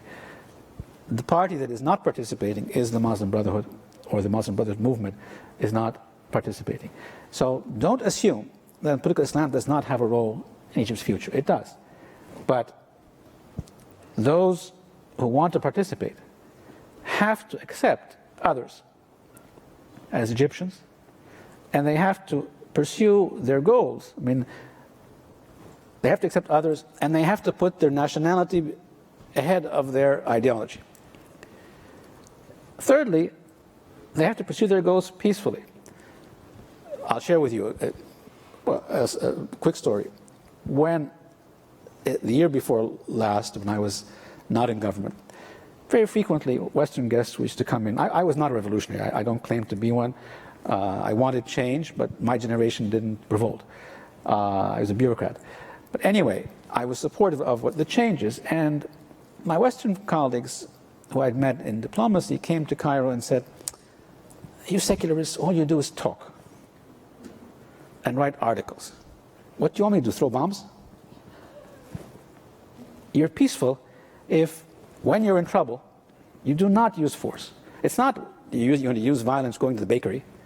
It's what do you do when you're in trouble. We were in trouble last year. We wrote articles. We gave interviews. We tried, not very successfully, we tried to establish engaging political parties. That's the criteria for, is this a peaceful movement or not? And as I'm saying again, put your nationality before your ideology. Basically accept the Constitution, which is inclusive for everyone, which defines you can do whatever you want.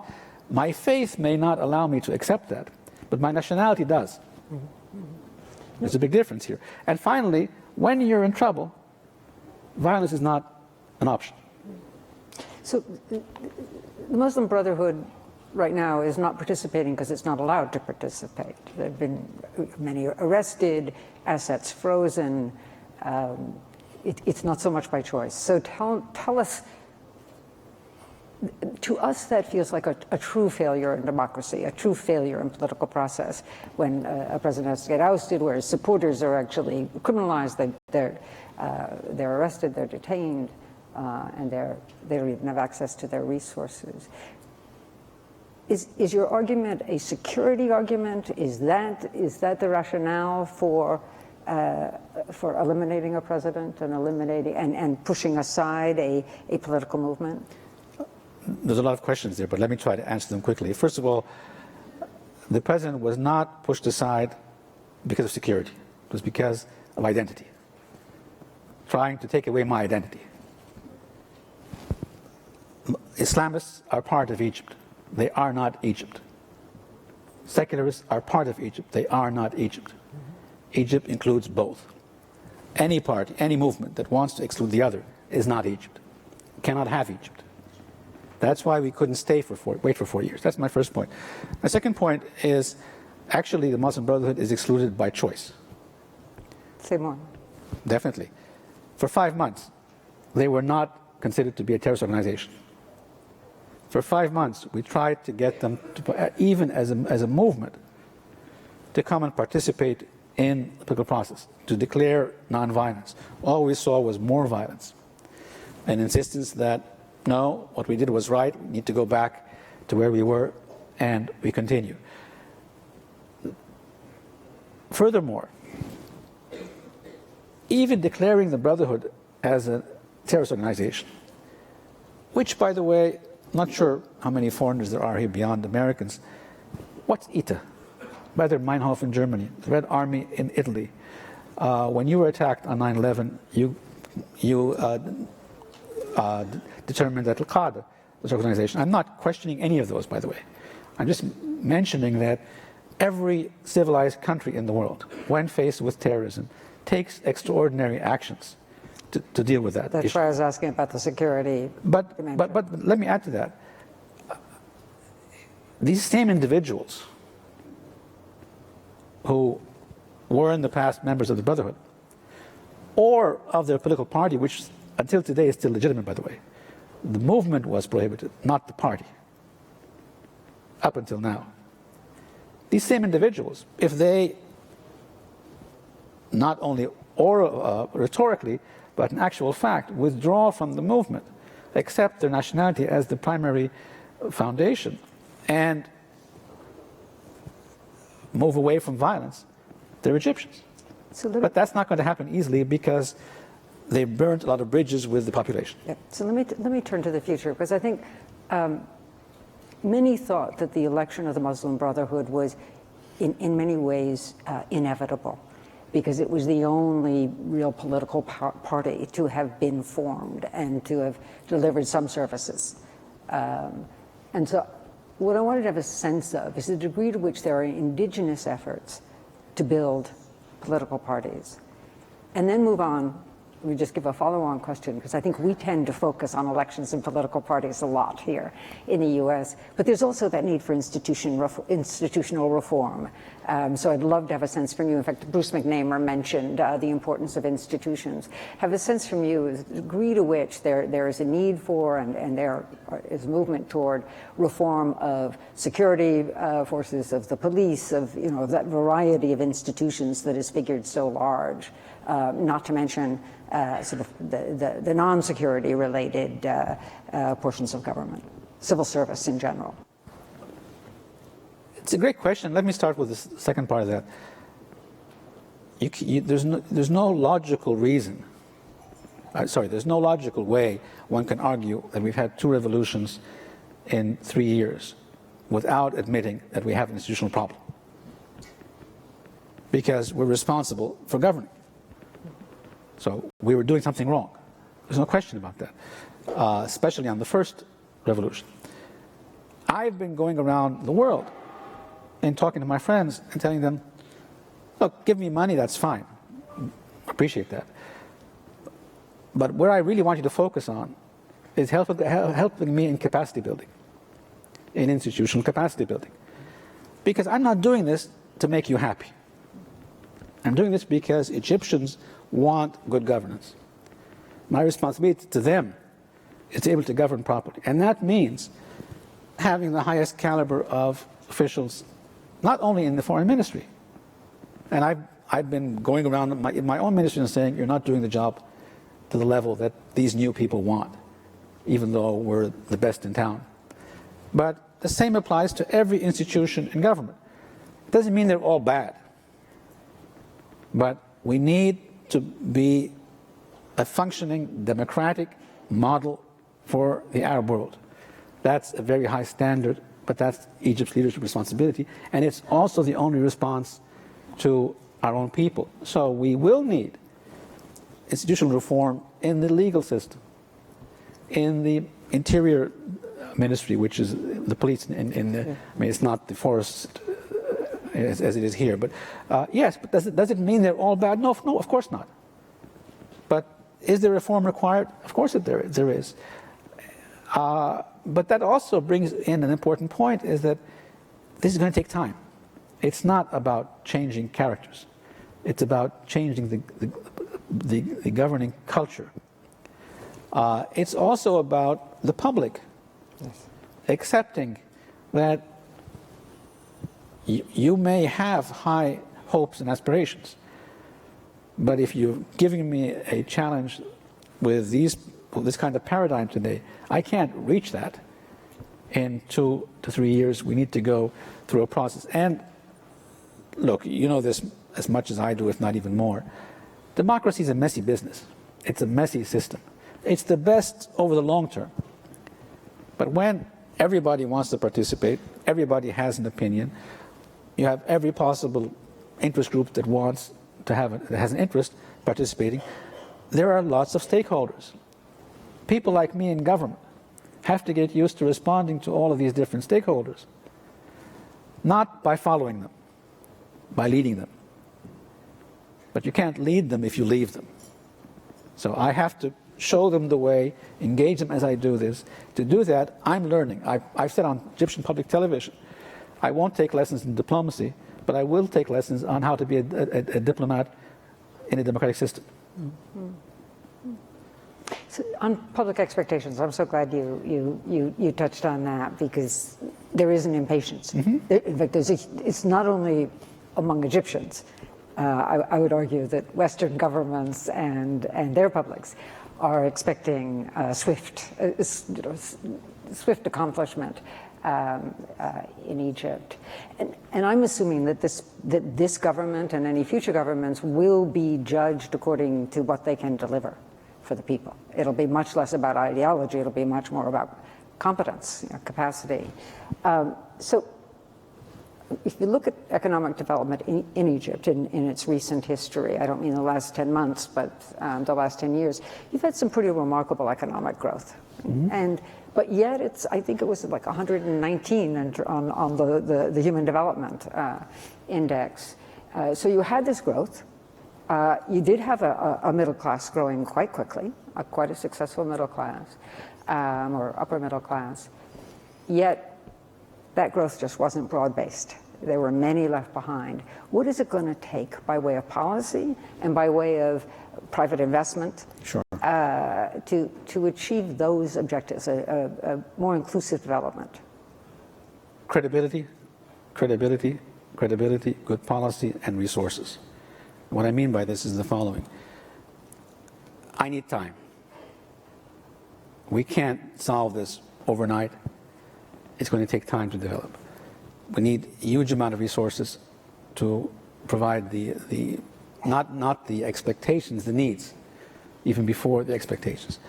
The only way to do that is for you to take credible positions with your people. We need to explain to the people what the economic situation is, how we intend to do that, where the priorities will be. They should not be to somebody like me. Believe me, the government doesn't pay me very much, but I'm reasonably well off. There's no other way to do this. I tried to do the same thing in our foreign ministry. 3 days after I came into office, I laid out a plan for what I was going to do the whole year.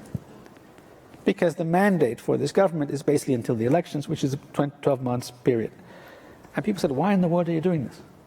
My answer was, because the expectations are so high.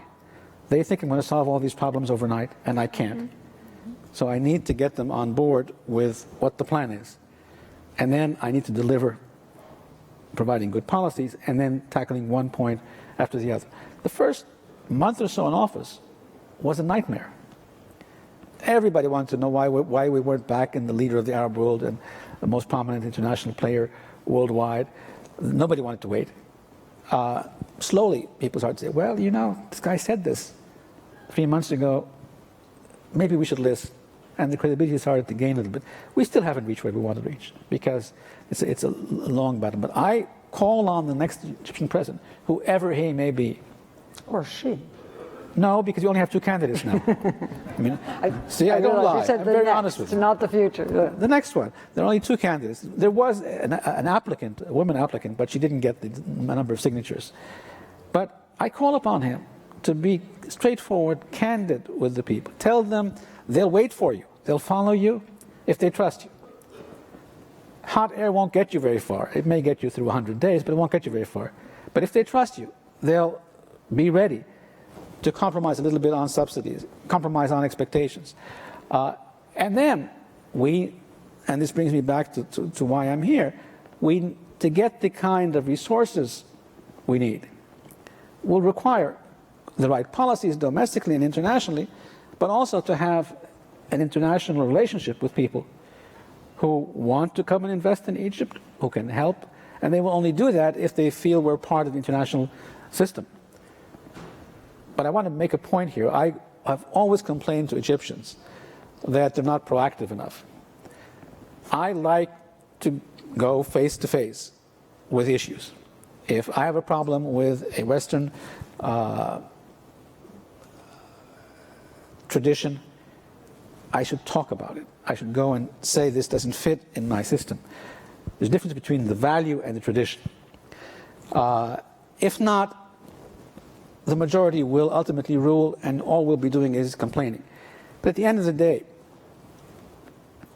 in having worked my life in the international domain, if you get 60 to 70% of what you're looking for, you've succeeded. Because nobody gets 100%.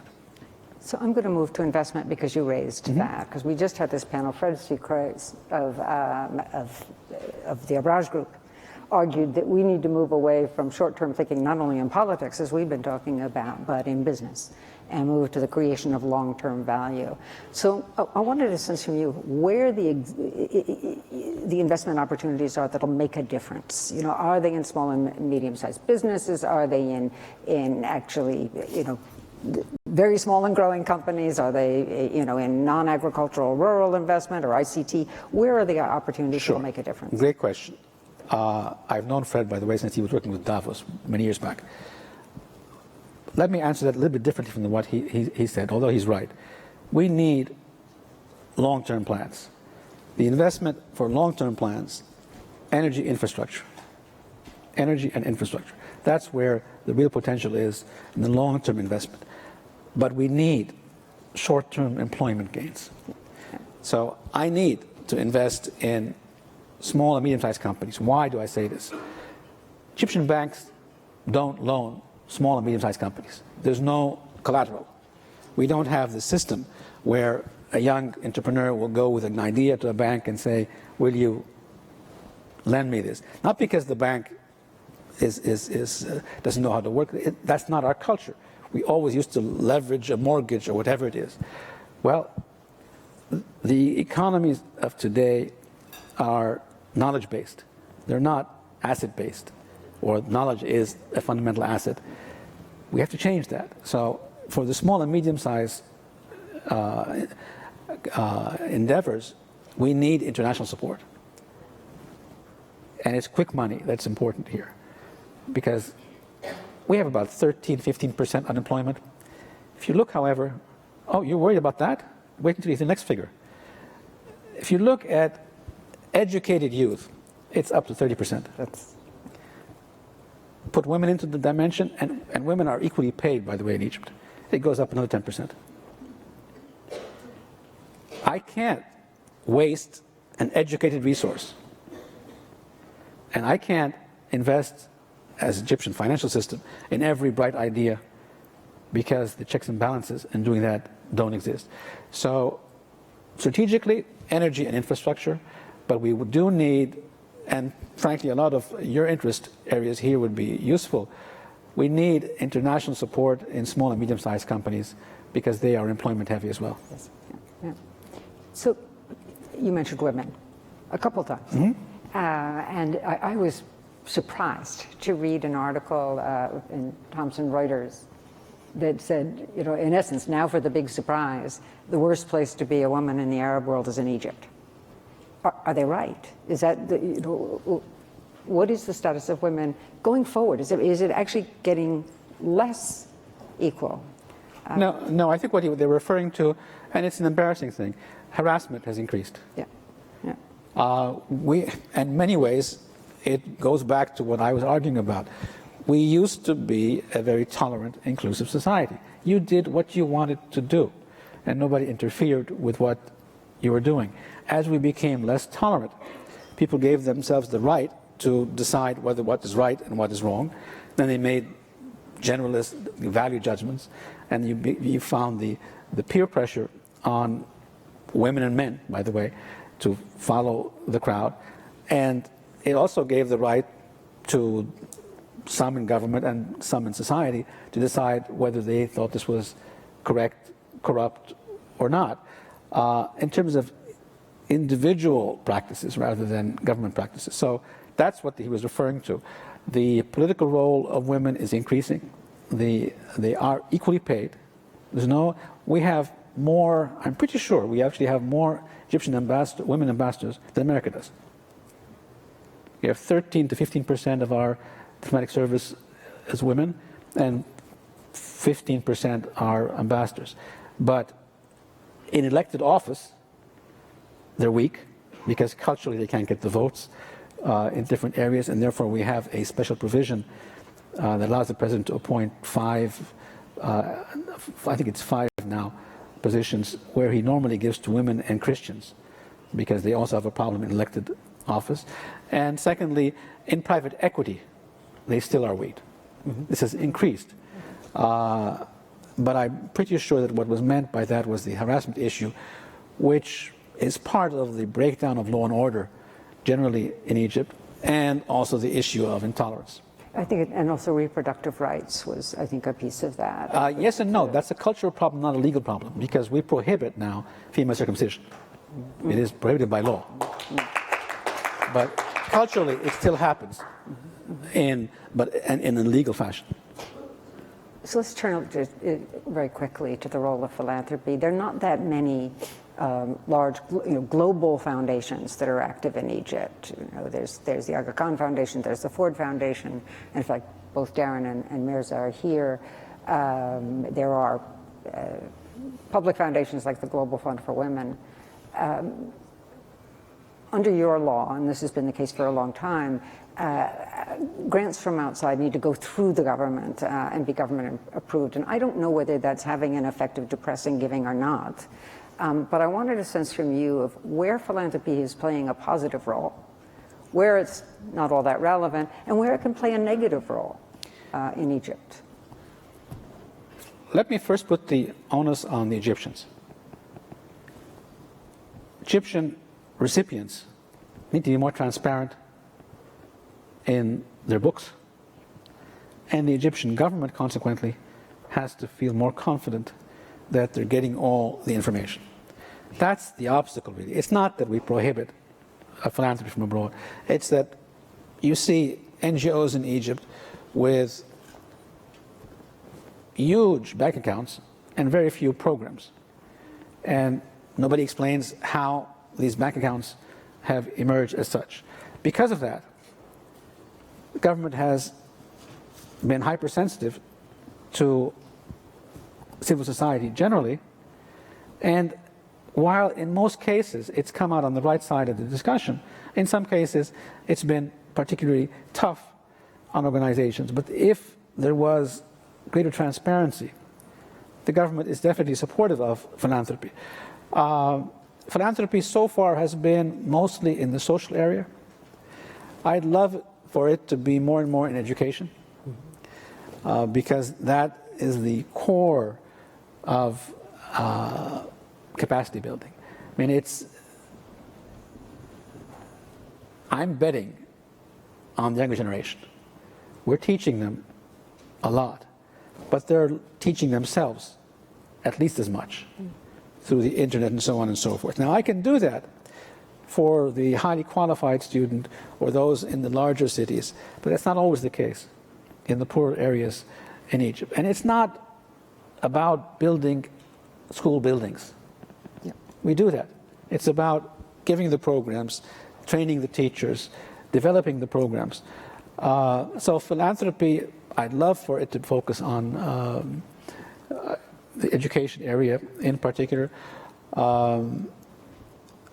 In these, what we call the shanty towns, would be an area of tremendous importance. But I do that with the government because these shanty towns tend to be a social nightmare, and they're human beings. They need to be helped. But they also are taken advantage of from a lot of criminal elements. So it's sort of a delicate mix there. But we need help on that because it's tearing the social fabric of families, frankly. And unfortunately, I'm using more of your time than you have to offer, so I'm going to just ask one closing question, and that relates to an area where, I mean, the Ford Foundation, in fact, their work is in human rights, women's rights. I mean, it's a range of political, sort of rights-based issues as well as services. And I know right after President Mubarak fell from office, There was many arguing within Egypt that the troubles came from foreign sources, and that was the time when the National Democratic Institute and the International Republican Institute, where their workers in Egypt were detained for quite a bit. And is that distrust still a part of Egyptian political life? And what does that say for that portion of the philanthropic agenda, the democracy building part? Again, to prove to you that I'm not used to doing my job, the answer is yes. This trust still does exist. But let me explain that very quickly for you. I was ambassador in Washington up until 2008, and I was arguing with my own government.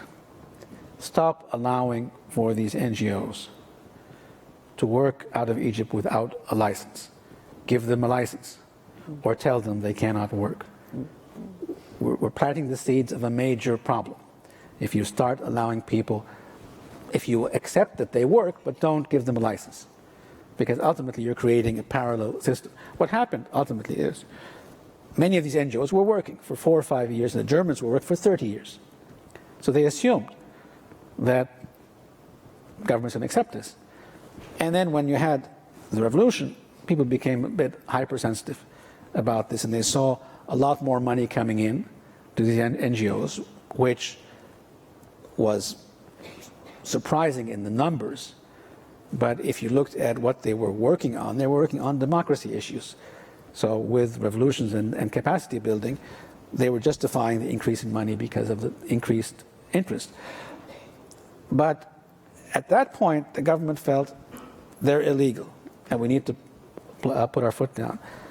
So my point there was the NGOs should not have been working without a license, and the government should have told them at the very beginning, A, B, and C, you can work, this is your license, D, E, and F, for one reason or the other, you cannot work.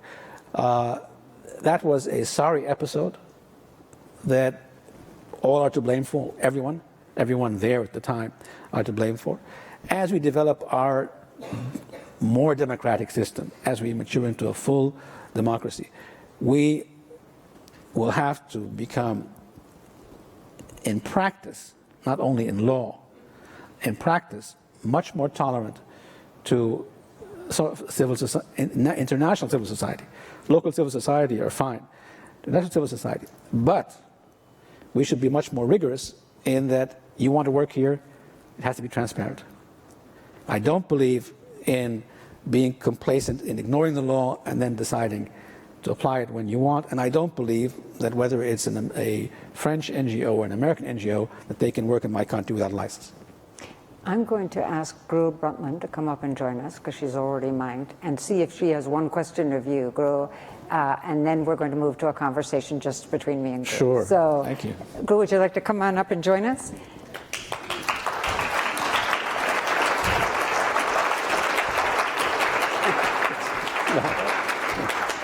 Now, the reason I'm asking, Gro, is because you're a member of the elders, and the elders, in fact, met with President Morsi, but the elders have played a role interacting and being part of this transition to some extent. And I just wondered if you had any questions for the minister. I'm sorry to pop this on you with no warning, but you're used to me. You know, you were in the middle of of the discussion about some of those issues that we were concerned about. Mm-hmm. When we met with President Morsi back during his time, the questions that you have been asking now. And you have explained, about license, about changing the system because of suspicion and because of new money getting in. These are the questions, these are the answers that we got. But people are still concerned. And of course, when, as you said, for 30 years, people have been working in a harmonious manner in your country, and then they feel clampdown is coming upon them and stopping them from doing their work. It's not surprising, although you can give, a kind of formal legal explanation. So I think it would be good if these issues were better sorted out and understood on both, on the international NGOs and with the Egyptian government. I'm sure you agree with that, because it still is a difficult issue. I don't disagree with you at all. Kofi Annan has raised it with me, Boutros Ghali has talked to me about it. As I said in the beginning, I, in the past, was telling my own government, you should apply the law because this is going to break out at the wrong time. Now, the real key is once we get the institutions of government completely in place, is transparency.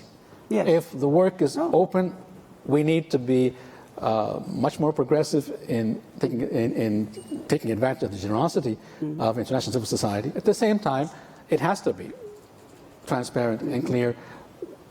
Our first problem with civil society, by the way, goes back to the 80s, late 80s, and it was about money coming into Islamist movements. Exactly the same issue, huge amounts of money. Where are these programs going? And we didn't solve it by forcing transparency. We solved it by stopping the money, and it disappeared for a while, and it came in different ways. And then it came back again with a different group at a different reason, in a different context. Takes me back to the first point I was making. Had we put together good governance, we wouldn't have had two revolutions. But I also argue, international civil society has to be ambitious, idealistic, but also respectful to and realistic of what can be done at which point in time. If things aren't possible now, be careful, because if you start violating the law, governments correctly have the right to apply the law. But engage them. I want them to work with me to make me a better Egypt. I'm not going to be Norway or Sweden, but work with me, and let's do this. And so you get to keep your mic so you can ask her a question later. So, okay. So first, please join me in thanking Minister Fang. Thank you very much. Thank you, John. Keep your mic if you have a question or girl. Okay. So, oh my goodness, you sink deep. I know, these are, the problem is that they don't make yellow pages anymore. So, when I was a child, you could sit on stacks of yellow pages at the dinner table and almost look like a grown-up, or certainly feel like one. So now we're turning to the rest of the world, not just DJ. But Minister Fang, I need to tell you, and Gru will back me up on this, is that you never see a foreign minister who speaks without notes. Never. I've literally, and living in Washington for 30 years, I've never seen that before. So I am grateful to him for being, for taking that on. So Gru, we started these 3 days together focused on the ways in which development is being redefined, the way in which we look at it today. And we felt we had to close with you, because we wanted to close with you, but you're the person who caused the last sea change in development. It was the commission that you led that got known as the Brundtland Commission, and the report that you issued that got known as the Brundtland Report, and this is 25 years ago. Yeah, even more, yeah. And where you put forth, by the way, Gru just celebrated her birthday, so we're thinking in terms of time. You put forth the notion of sustainable development, and then you defined it. And you defined it as pursuing a pattern of development that allowed current generations to meet their needs while preserving the ability of future generations to meet theirs. And I wanted a sense from you of how are we doing? How are we doing based on that roadmap that you put forward more than 25 years ago? Well, so first, I think there's reason to underline the fact that you are asking the question and that people across the world in political, NGO, civil society, and educational institutions all are aware of the concept, aware of the basic importance for the future of the world and for humanity. That is a kind of a major breakthrough if you look historically at this. Now, that does not mean it's now 27 years since we delivered the report. And in historical terms, that's a short time. But in a lifetime like mine, I was in the end of the 40s when the report was finished. And I'm now 75, and I'm watching what happens and what doesn't happen. Not as happy about everything that's not happening. In many of the areas that needed urgent change, not so much has happened. And of course, we have the climate issue hanging over us as a real threat.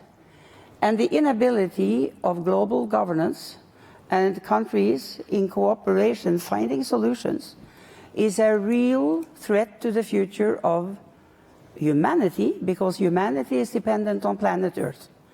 So, you know, that is a tragedy. But then, as I have said that, I never lose my optimism. In September this year, the Secretary General has called a one-day full concentrating, a day of summit in the United Nations General Assembly week, where the heads of state and government are going to report to each other and to the UN about what they are doing on all the issues which are relevant to deal with the climate change issue. They're based on their national decisions, on their national policies, legislations, budgets. What are we doing and what are we achieving and what is the plan for the next 3 to 5 years? So he is trying to build from bottom up to something that the world has not been able to do in what we should have done, to make an agreement across the world about, committing to do certain things to save the planet and humanity. Now, since we haven't been able, the Secretary General is now doing his utmost to try to push from bottom up, because many nations, and certainly the one we are in now, doesn't want to commit to international agreements in this area. Yeah. So far has not been able to. There is a lot of opposition in the US to making real commitments. It comes from many sources, and I can go into some of those, but let me leave it. I think the audience here knows you are not doing what you should have been doing in this country on these issues. And the poor president is not able to get a majority behind what's necessary to be done. However, then you have the issue of the US and China. Because for many years now, all the time since Secretary Ban came into office, when he has put global climate challenge as one of his major concerns, then the blame game has been going on between the US and China. The US representatives and US senators saying, we are not stepping up and committing until China is part of the answer as well. We are not undermining US competitiveness and having China move up and polluting more and more. Although, of course, the US pollutes per head 4 or 5 times more. Anyway, that blame game has been going both ways, and nations have been siding up behind them, saying as long as China and the US are not doing something serious, why should we? So I have a certain hope now that this bind can be opening up, that maybe US and China is ready to make some agreed commitments, the two of them. And if we listen to Obama and to the Chinese leader in September, maybe it could be a breakthrough that other nations cannot any longer roll up behind one or both and say, we are washing our hands, we are not doing anything, because we must move now. Now, the Intergovernmental Panel on Climate Change released a report several weeks ago, their report, in which they noted that the burden of climate is falling disproportionately on the poor. Yes. That they're the most harmed, and of course they're the least responsible and the least able to adapt. What is our obligation to them? Well, that has been part of the whole puzzle of how to deal with this from the very start.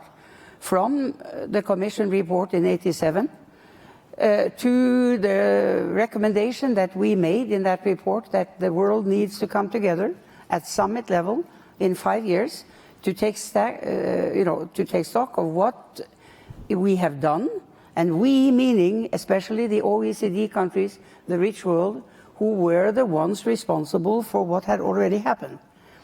And so, in Rio in '92, we signed the Climate Convention, which is in a way exceptional in international history. a treaty signed, a convention signed after only 5 years since that report. Then 5 years after that came Kyoto. Kyoto was an attempt to then do what the convention told the rich world was responsible to do. So the Kyoto responsible countries were the rich countries of the OECD area. Some held back. The US withdrew the signature that Clinton made under Bush. And there were other countries that never signed, Australia, for instance. Now, that process made just some efforts.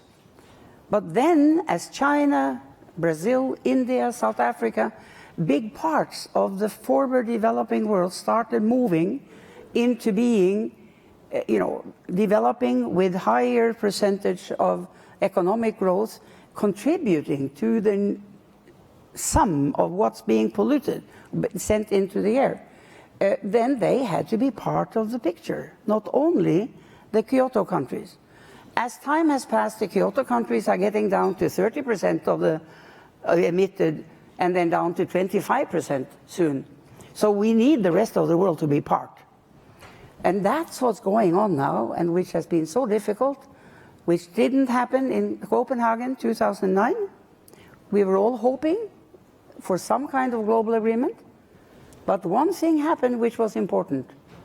And it happened because several leaders, including Obama, worked hard for hours in a meeting together, trying to get at least the 2-degree agreement.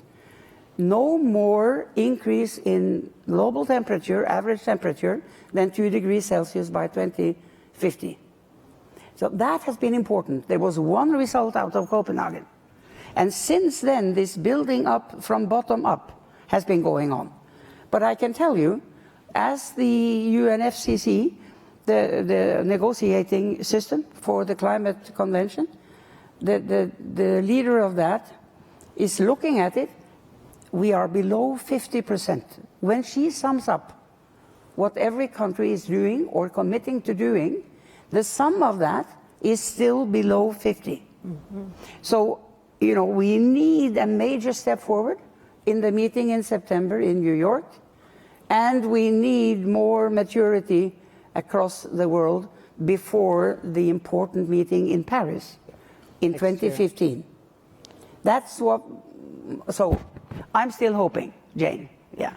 So the Berlin Report didn't just say what we should aim for, but also how we should aim, how we should do it. And it really presented the whole notion of a division of labor amongst private sector, private actors generally, but the private sector, the philanthropic and civic sector.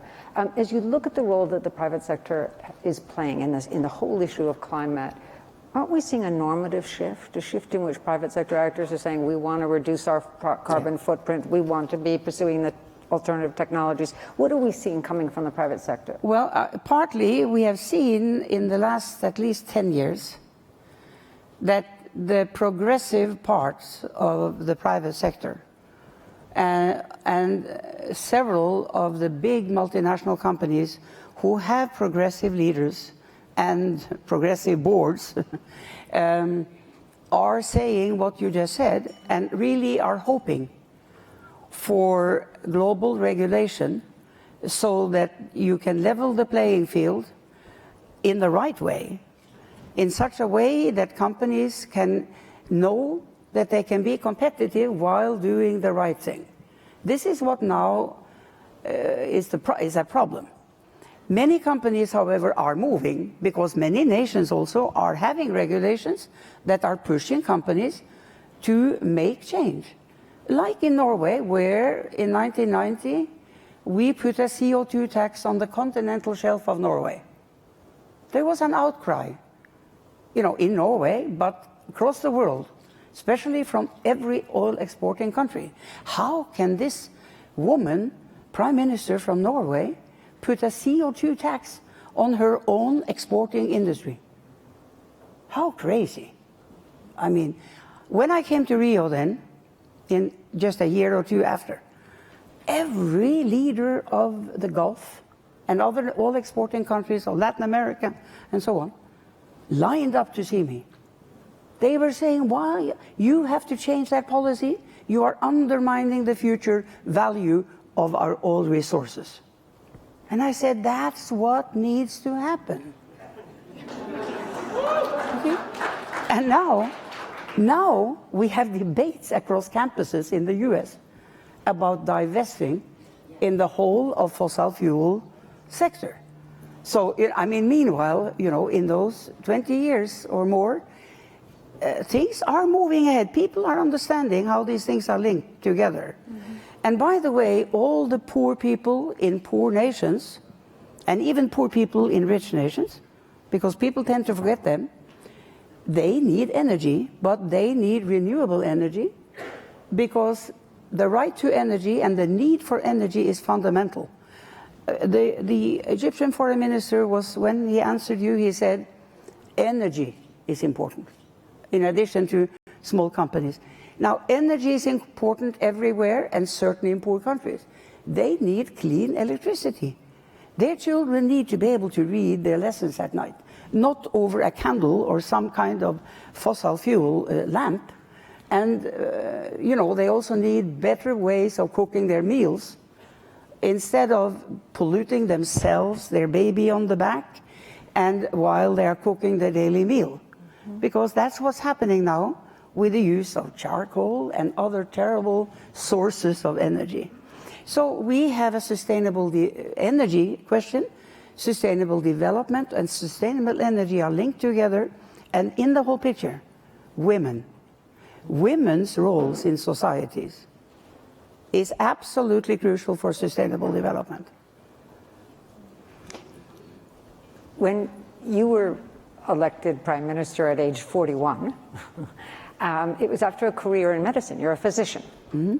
And so obviously what I want to turn to now is the role you played as Director General of the World Health Organization, because you took that Brundtland Report experience with you into it. And in fact, your approach to some of the larger health questions, health challenges, was to look at public-private partnerships. In fact, Darren McKeever from the Gates Foundation is here. Tell us a little bit about the role that organizations like Gavi, that have just, you know, the Global Alliance Vaccine Initiative, that have emerged in the past decade, they're not only there to mobilize resources, but also to harmonize the activities of all three sectors in promoting global health. So say something about that experience. Yes, you are right. You know, when I looked at WHO in the kind of the months before I entered and became finally elected as their new leader, as I was planning what kinds of reforms were necessary, it was exactly, I was looking at the WHO, its limitations in its ability to move large change and much larger amounts of resources into the crucial areas of preventing ill health, and of course also in dealing with disease. So because it was a center of excellence within the United Nations family, that's how it was born, how the Constitution is created. But of course we have no sanctions to put on any government if they are not pursuing a good, well-founded health policy. And if they don't put a health system in place that people can reach, and if they don't vaccinate their children, we are helpless in a sense. So we can give recommendations, we can argue, and I did, but I also knew I have to get global health issues onto the agenda of the leaders of government, not only to the health ministers, because they are usually at the end of the table in any government. So we needed to speak with the leaders of government, the foreign ministers, we also did that, and the finance ministers. In addition, we had to mobilize the private sector in a much more effective way. And there were people out there, as Gates and others, who were willing to listen and to be part of the answer to how we could mobilize much more effective action.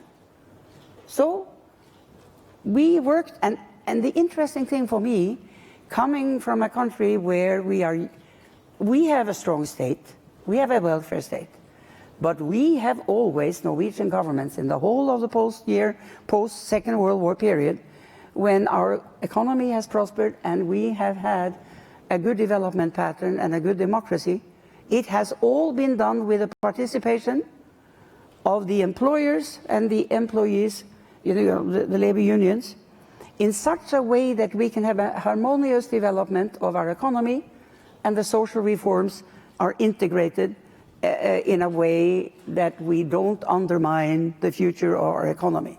So this has been happening. So I was used to thinking about the private sector as part of the solution. And many people, public health people in the WHO and in UNICEF, other places, ooh, be careful about the private sector. They are businesses. They have only bottom line profit. Be very careful. We have to keep this in the kind of public arena. That was the attitude. And I can tell you, only when Bill Gates placed $750 million on the table and told me and Carol Bellamy of UNICEF that unless you go together and make a more creative, more effective institutions to deal with childhood vaccinations, which had been falling down, I'm not going to give this 750 unless these changes happen. And I was convinced that we had to mobilize the private sector in any case. So for me, it was wonderful, but it gave me an instrument to tell my own people and to tell the people of UNICEF and Carol, this is how we can now really move creating Gavi, and we did. And we listened to the experiences of the private sector being results-oriented, in addition to socially consciousness that is basis of thinking in the UN system. So combining them, we managed to move this up and have much greater results. So millions and millions of children have been vaccinated because of this. I'm using it as one example because Gavi was the first major attempt. Then came the Global Fund to fight tuberculosis, malaria, and AIDS, and other institutions of this kind, which adds to the efficiency of the whole system. And it doesn't undermine the United Nations. This was one thing that many people believed. This is dangerous, Gro. Because look, we have no longer control over the vaccination agenda, etc. I said, look, we are going to be the center of excellence. We are going to be able to be the knowledge base, the evidence base, the system telling the world about what the correct protocols are and what needs to be done. That's the crucial role. And then inspiring others to come to the table and help have this happen. And of course, I mean, one of the big challenges of global governance is the need for new institutions, right? And Gavi and GAIN and others are perfect examples of a social innovation that's catching up with the kinds of challenges we face. Staying with health for a moment and going to just good old national governance, let's talk about the role of good governance. I'm thinking about, for example, a situation where polio is almost eradicated. Almost eradicated, but there's no such thing as almost. I mean, you don't. It is right. almost, yeah. But almost doesn't do you any good. You have to get there, and but it's in where you still see outbreaks is where governance is weak. And let me just sort of put a sharper point on it. We've had new reports of polio in Syria where it hadn't existed. In the midst of civil conflict. So say something about the role of governance and the strengthening of health systems as well. Yeah. So I was saying that, basically health systems and basic education are crucial parts of any democracy or any government, even if it's not democratic so far. So I think it's important to make clear to any nation, any government, that they are basically responsible for the fundamentals with regard to their own people. if we don't do that, but just take for granted that if countries are poor, then we have to help, which is good. But if that country thinks that it can, get funding from the outside for even the basic needs of their people long term, this doesn't work. We have to be able to convince governments about some basic human rights issues which are self-evident parts of any reasonable government. Now, that doesn't mean there are many poor countries who are not able to, even given that they are trying, what I'm saying, they need our support. Maybe for years because they are so poor. And maybe there are some of those countries that are not so corrupt and where the elite is not taking all the money into their own pockets, which is another difficult issue globally. However, even then, we cannot stay back and look at people suffering. And in Syria, we have a tragic situation. And here, a country that has been reasonably well run, compared to many others, is in civil conflict and war, civil war, for years. And of course, their system has broken down, which means that polio vaccination is not there in big pockets of Syria at the moment, because the people who used to be doing this are no longer there. They have fled, or the international community are helping doing it, are not allowed or dare to come. So we get these pockets of difficult and dangerous health consequences of conflict. And other parts you can have issues, for instance, with polio vaccination, because of misuse of religion. Trying to spread on a religious basis to poor parts of a country, don't get your children vaccinated. This is the Western world trying to stop your reproductivity. I mean, we had that in parts of India. We have had it in parts of Nigeria.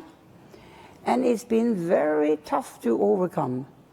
Because when people have campaigns, into populations, scaring them, it really takes a lot of effort and many people to overcome those kinds of barriers. And of course, in the case of Pakistan, a health worker was used to gain entry. Well, Pakistan, yes. When I said India, Pakistan certainly too. But there was a situation where distrust of health workers and went on the rise. Even get killed, yes. Which was really, really sad. We're focused on philanthropy here.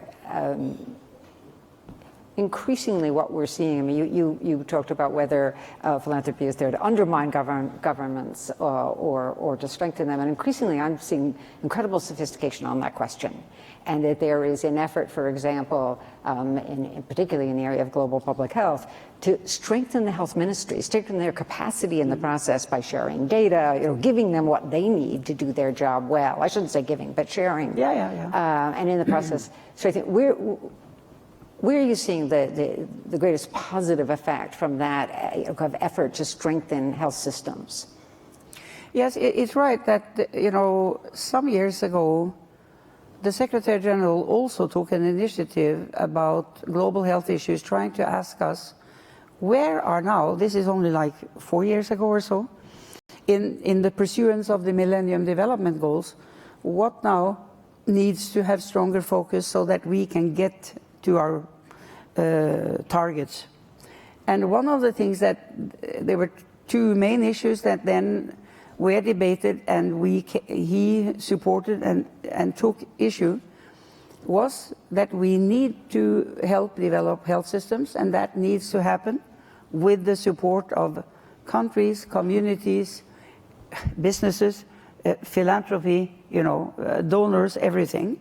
Because unless that is better based across the poor countries of the world, then the efforts we are doing on trying to fight a number of diseases and prevent, in the first place, tragedies is going to be undermined. Then it was mother and child.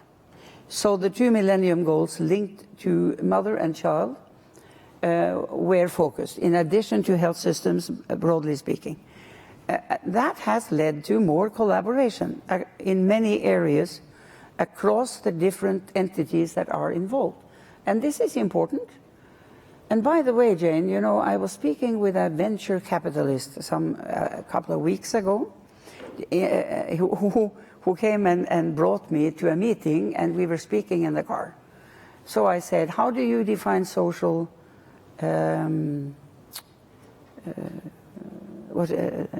social innovation, social enterprise. So Skoll, I was talking Skoll Foundation, social enterprise, social entrepreneurs. Yes. And it was an interesting discussion again about this. But it ended by me saying to myself and to him, now I am more scared about the definition.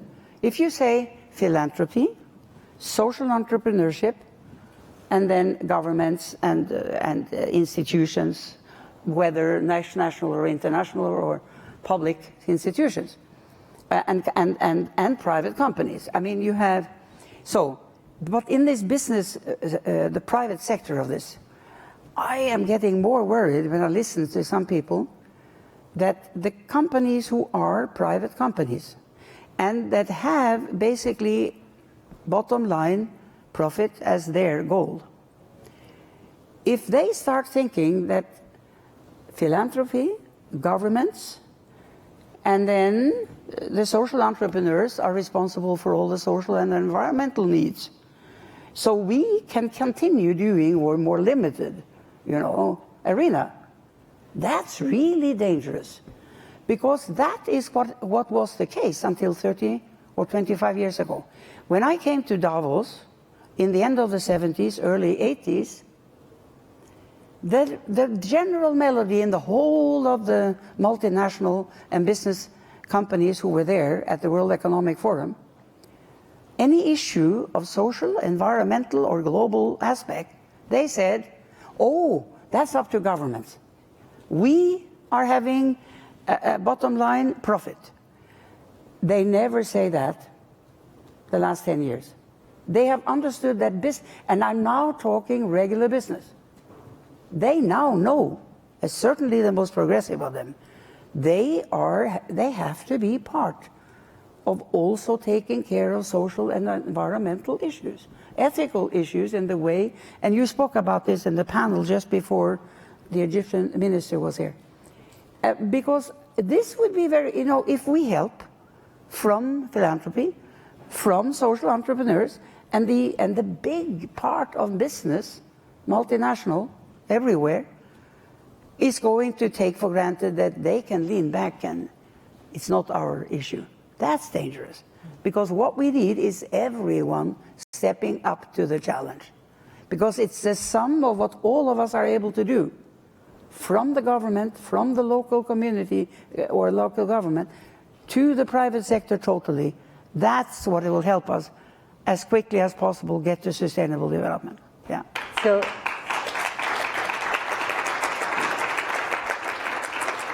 I'm sure you figured out by now that Jean Kufuor could not be, we were connecting by video conference and we run into technical problems on the Ghana end. But I wanted to just close with a question and a close. First, please stay right after this for a musical ending, because I think it'll help you leave with hope. But also let me just call attention to, Toby had a big effect on me. You weren't here, Gru, but he told us to raise our hand if we were over 60 or hoped one day to be over 60. And there was a remarkable number of hands went up. And we always think, because you became prime minister at age 41, we always think of you as somebody who broke, and the first woman, you break every glass ceiling. But now you're a member of the elders, officially. And what we're seeing, it feels like we're seeing a redefinition of service grow. You've got, Jimmy Carter, Tony Blair, Kofi Annan. Jean Kufuor is also somebody who's really redefined service, and you have Ernesto Zedillo. I mean, you can go all around the world and find people who were heads of state who, instead of retiring to a lovely life by the seashore, choose instead to take the knowledge they developed and the leadership skills that they almost innately have and apply them to the world's toughest problems. So I guess I turn to you, and first of all, I can't imagine you retiring. It's just an impossible thing to even imagine. But have we fundamentally changed our notion of service, our sense of obligation to the larger whole, so that we no longer put it in this job or that job, but instead have it take us from the beginning to the end of our lives? Well, yes, maybe, Jane. I think, you feel responsible that using your experience, you make the contributions that you can do at different stages of your life. And that never ends.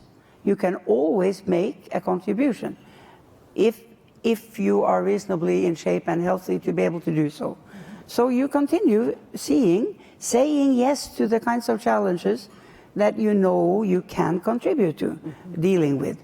And the other issue, when you speak about all these former leaders that you mentioned some names, I'm sure it is easier to continue working for international concerns that you have been learning about and dealing with to try to have addressed during your life in public service, when there are other leaders from different parts of the world who are active and willing to do the same.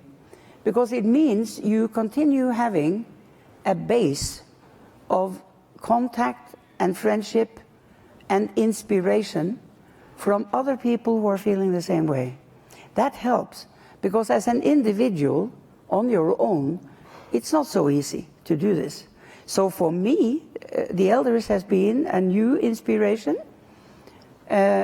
Most of those elders were people I knew, had worked with, and of course we are inspiring each other to be able to do things even if we are 75, 80 or 90, which is the case of Jimmy Carter, somewhere this or next year. But the man is full of energy, and he will never step down until somebody else decides that.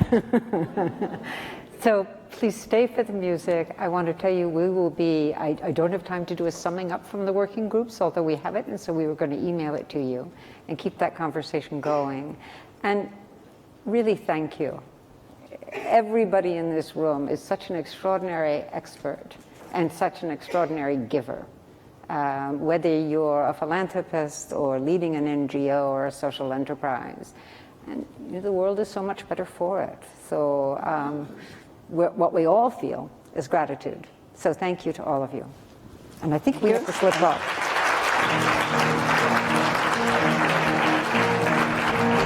Yeah, that's right.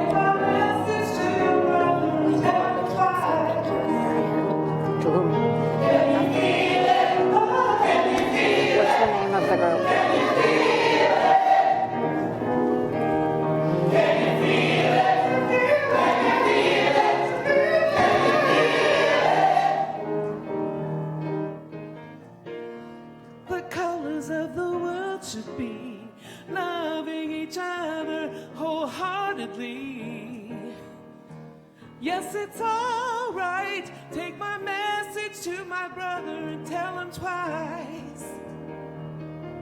Can you feel it? Oh, can you feel it? Oh, can you feel it? Can you feel it? Can you feel it? Oh, can you feel it? Can you feel it? Can you feel it? Can you feel it? Can you feel it?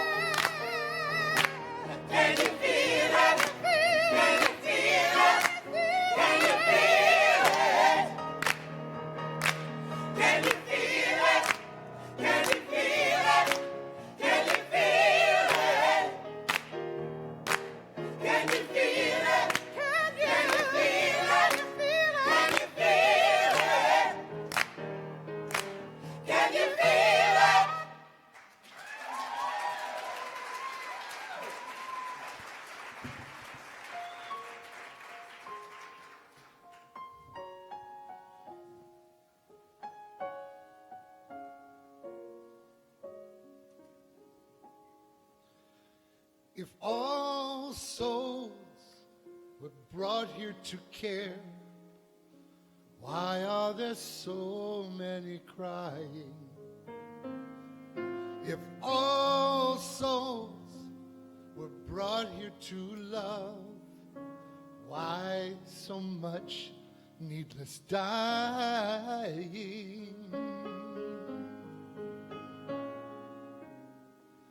The earth is one country and mankind its citizens. Let us raise a flag of our one human nation. Bury the hate and water with love. It's time to bring in the world. Bring in the world to a place of harmony. Bring in the world to a place of unity. As we wrap our loving arms around this changing earth, we can bring in the world.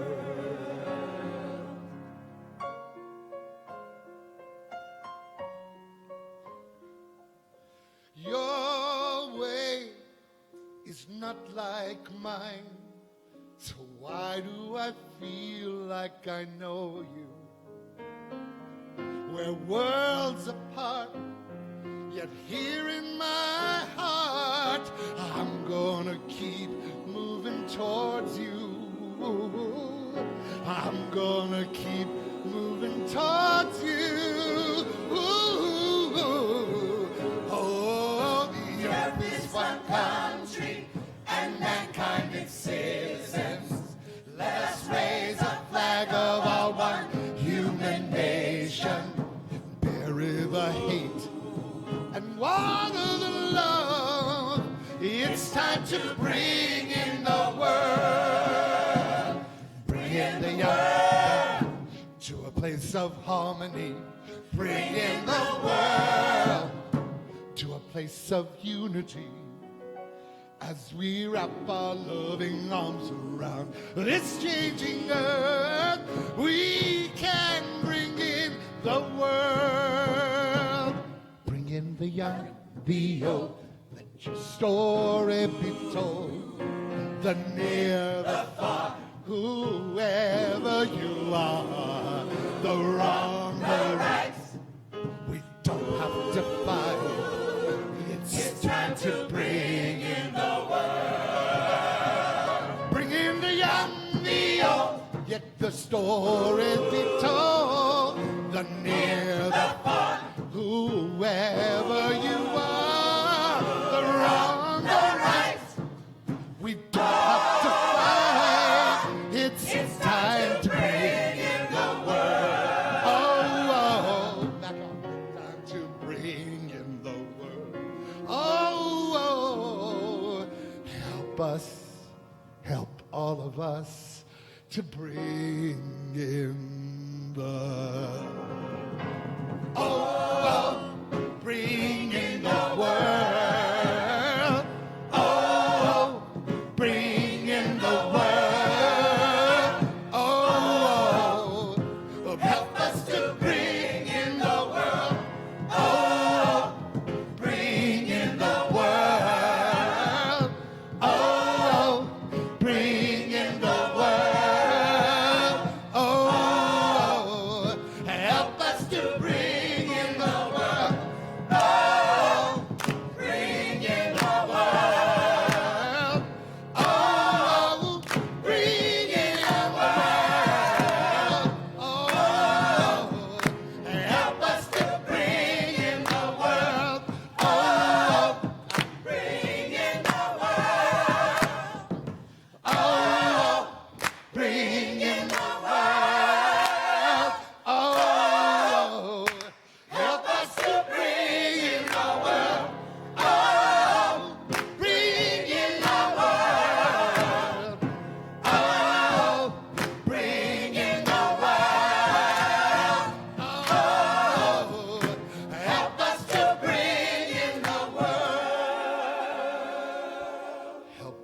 to bring in the world.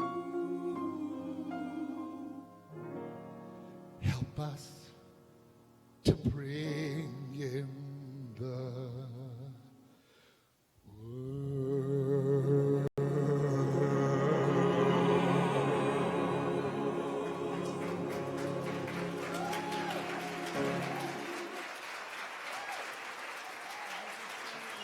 I'm going to slip between you. This is microphone. This is the Oakland Interfaith Gospel Choir, joined by Gary, and thank you to our leader here. Thank you to Terry. Really wonderful.